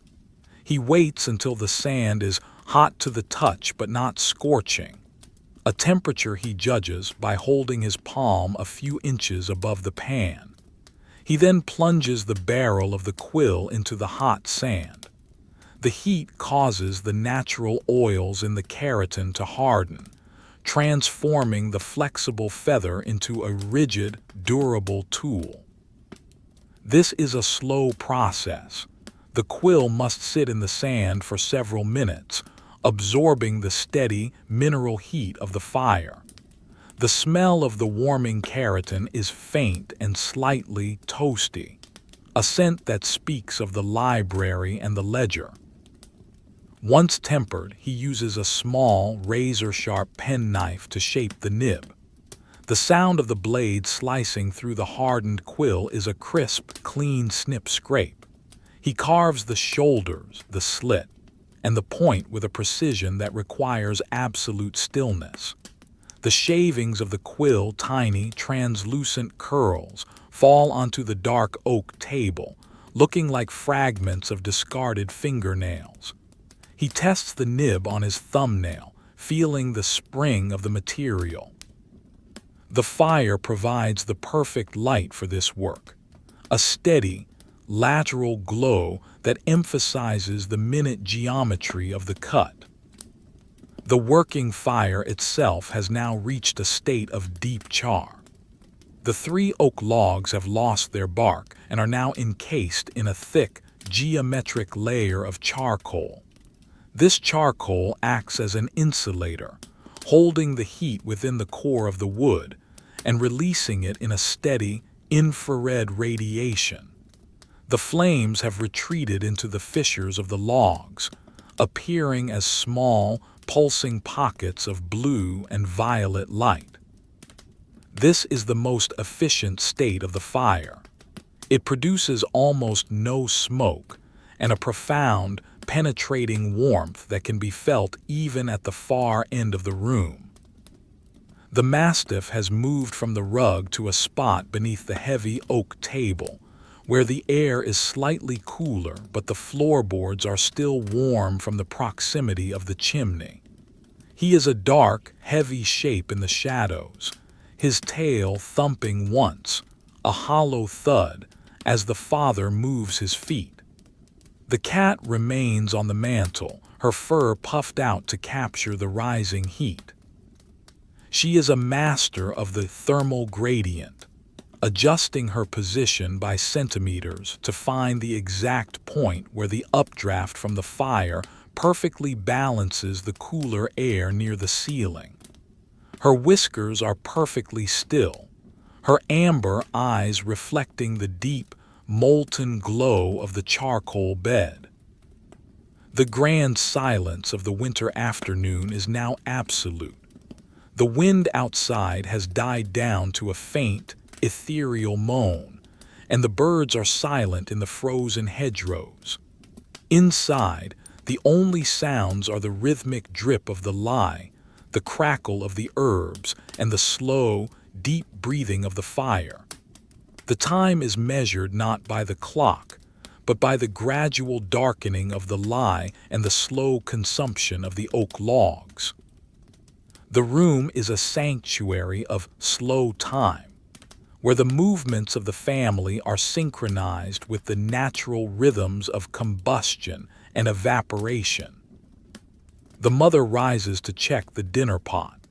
The water has simmered down, and the neat tongue inside is now tender, its flavor concentrated by hours of slow heat. She uses a wooden spoon to skim a small amount of fat from the surface. The fat is clear and golden, and as she drops it into a small ceramic grease pot, it makes a soft, wet plop. This grease will be saved for the rushlights of the next evening, a continuous cycle of recycling and preservation. The smell of the simmering meat is heavy and savory, filling the room with a sense of impending sustenance. As the sun begins its early winter descent toward the horizon, the light in the room shifts once again. The light ghosts from the window panes have moved to the far wall, where they illuminate the rows of pewter plates on the dresser. The pewter catches the light in a soft, silvery sheen, reflecting the entire room in a series of dim, metallic mirrors. The room feels older now, more grounded, as if the very stones of the chimney are absorbing the history of the afternoon. The family remains in their places, a circle of quiet industry. They are sharing the fireplace not just for its heat, but for its role as the facilitator of their lives. The fire is the chemist, the cook, the preserver, and the light bringer. In the 17th century, the winter is a time of holding on, and the hearth is the anchor. As the blue shadows of the late afternoon begin to stretch across the snow outside, the family prepares for the transition back to the evening rituals, their bodies and minds saturated with the calm, hypnotic peace of the working fire. The day is fading, but the heart of the house remains strong, a golden, pulsing center in a world of ice and shadow. The final, bruised purple of the winter twilight has begun to bleed into the indigo of the night, and the 17th century farmhouse stands as a silent, light-fringed silhouette against the vast, frozen expanse of the English countryside. The great frost has entered its most profound phase, a deep lock, where the moisture in the very stones of the walls has turned to ice, creating a structural stillness that is almost absolute. Inside the kitchen, the cycle of the day has come full circle, returning to the amber-lit intimacy of the hearth. The working fire of the afternoon has been allowed to settle into a sleeping fire, a vast, glowing landscape of white-dusted charcoal that radiates a low-frequency, penetrating heat. This is the hour of the final gathering, the slow, hypnotic preparation for the long, frozen hours of the second night. The mother moves toward the bread oven once more. The massive stone chamber built into the side of the chimney breast has been cooling for hours, yet it still holds a formidable reservoir of residual heat.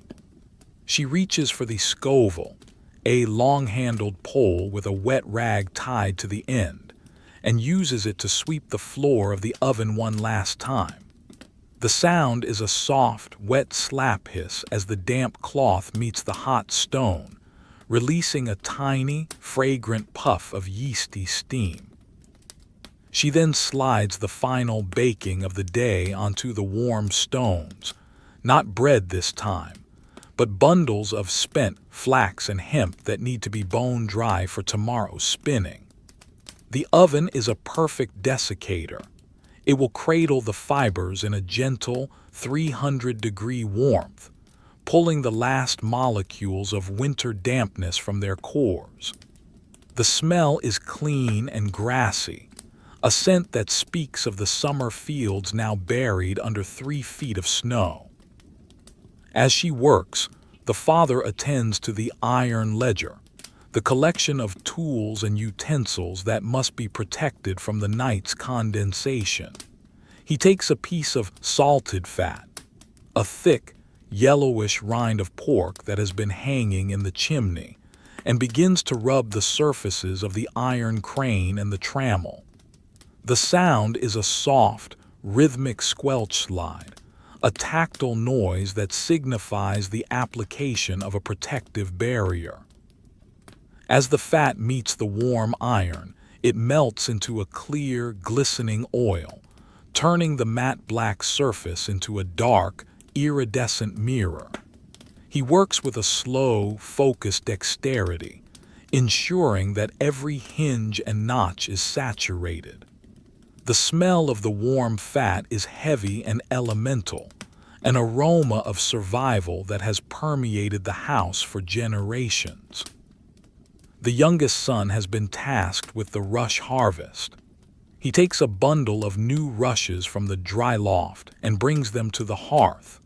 These are the pith rushes, carefully selected for their thickness and clarity. He begins to strip them, using a small, blunt knife to peel away the green outer skin, revealing the white, spongy heart inside. The sound is a delicate, fibrous zip, zip, zip, a textural noise that is as soft as a whisper. Each rush represents a potential minute of light, a fragile sliver of illumination for the evening's final tasks. The boy's fingers are nimble and rhythmic, his eyes fixed on the peeling skin as it curls away in long, pale ribbons. The pile of stripped pith grows in his lap, a soft, white cloud that catches the amber light of the fire, looking like a heap of unspun silk. The architecture of warmth in the room has shifted. The heavy woolen cloaks, which have been drying by the fire all day, are now taken down from their pegs. They are warm to the touch, not just warm, but deep heated, the fibers of the wool having absorbed the infrared energy of the oak logs for hours. As the mother folds them, they release a final, concentrated scent of lanolin and wood smoke. She places them on the settle bench, where the family will sit for their final cup of small ale. The sound of the wool being folded is a soft, muffled whump crush, a noise of comfort and security. The father takes the kettle tilter, and pours the last of the hot water into a shallow wooden tub. He adds a handful of dried chamomile and marshmallow root, the herbs immediately releasing a soft, apple-like fragrance into the humid air. He places the tub on the hearthstone, and the family takes turns tempering their hands and feet in the infusion. The tactile sensation is one of profound relief, a dissolution of the day's aches into the warm, herbal liquid. The sound of the water splashing in the tub is a rhythmic, wet slosh drip, a domestic heartbeat that underscores the peace of the hour.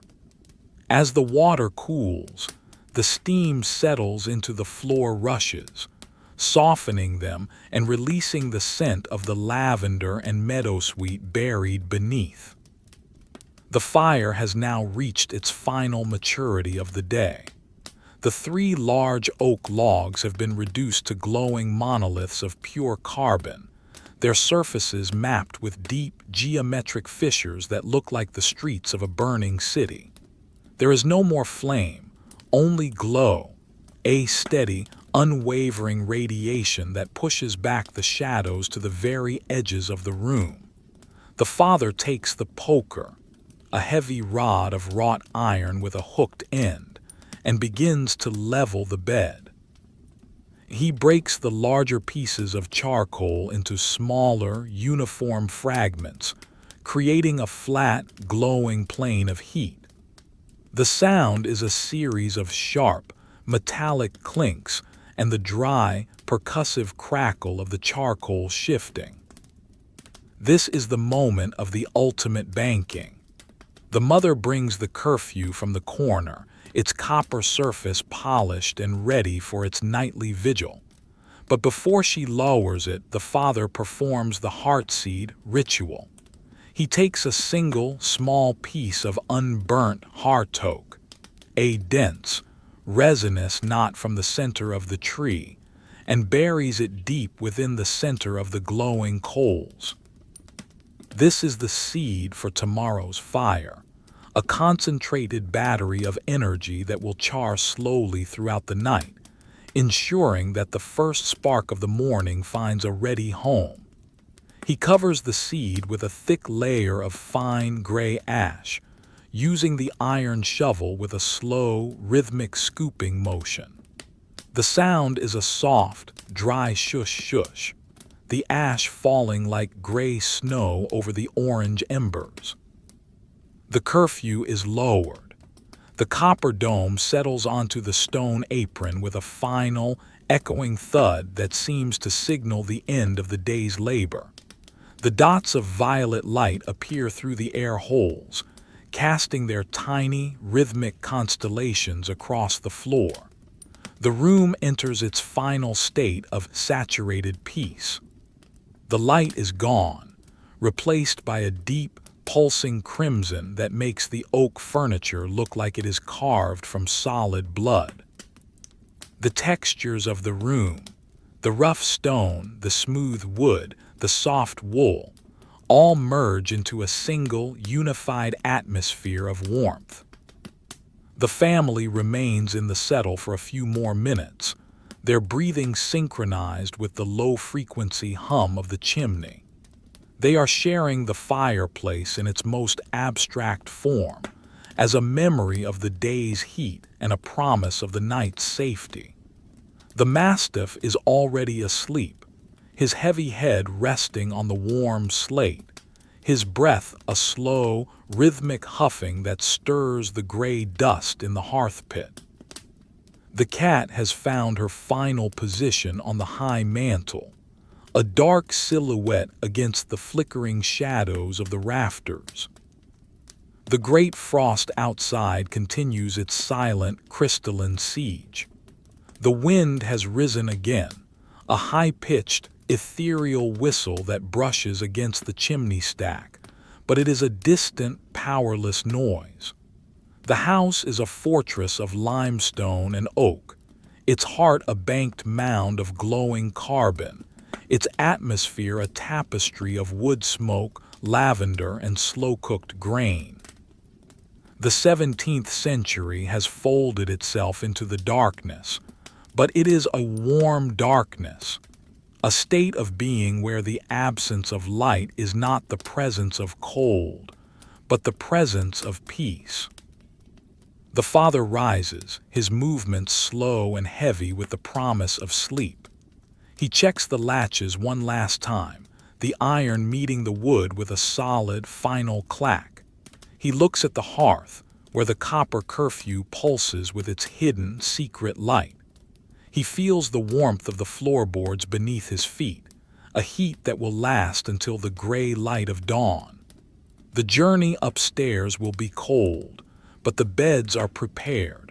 The warming pan has done its work, and the memory of the fire is carried in their bones. The family moves toward the stairs, their footsteps a soft, receding rhythm in the indigo gloom. The kitchen is left to the fire and the stones. The ticking of the clock remains, a steady mechanical pulse in the silence, but the true heartbeat of the house is the slow, microscopic consumption of the oak seed beneath the ash. The cycle is complete. The fire has cooked the pottage, dried the cloaks, leached the lye, tempered the quills, and warmed the hearts of the family. It has been the center of their world for 16 hours, and now it will be their guardian for the next 8. The great frost may hold the world in its icy grip, but here, within the shared silence of the 17th century hearth, the warmth is eternal, the peace is absolute, and the night is merely a bridge to another day of golden, shared light. The end.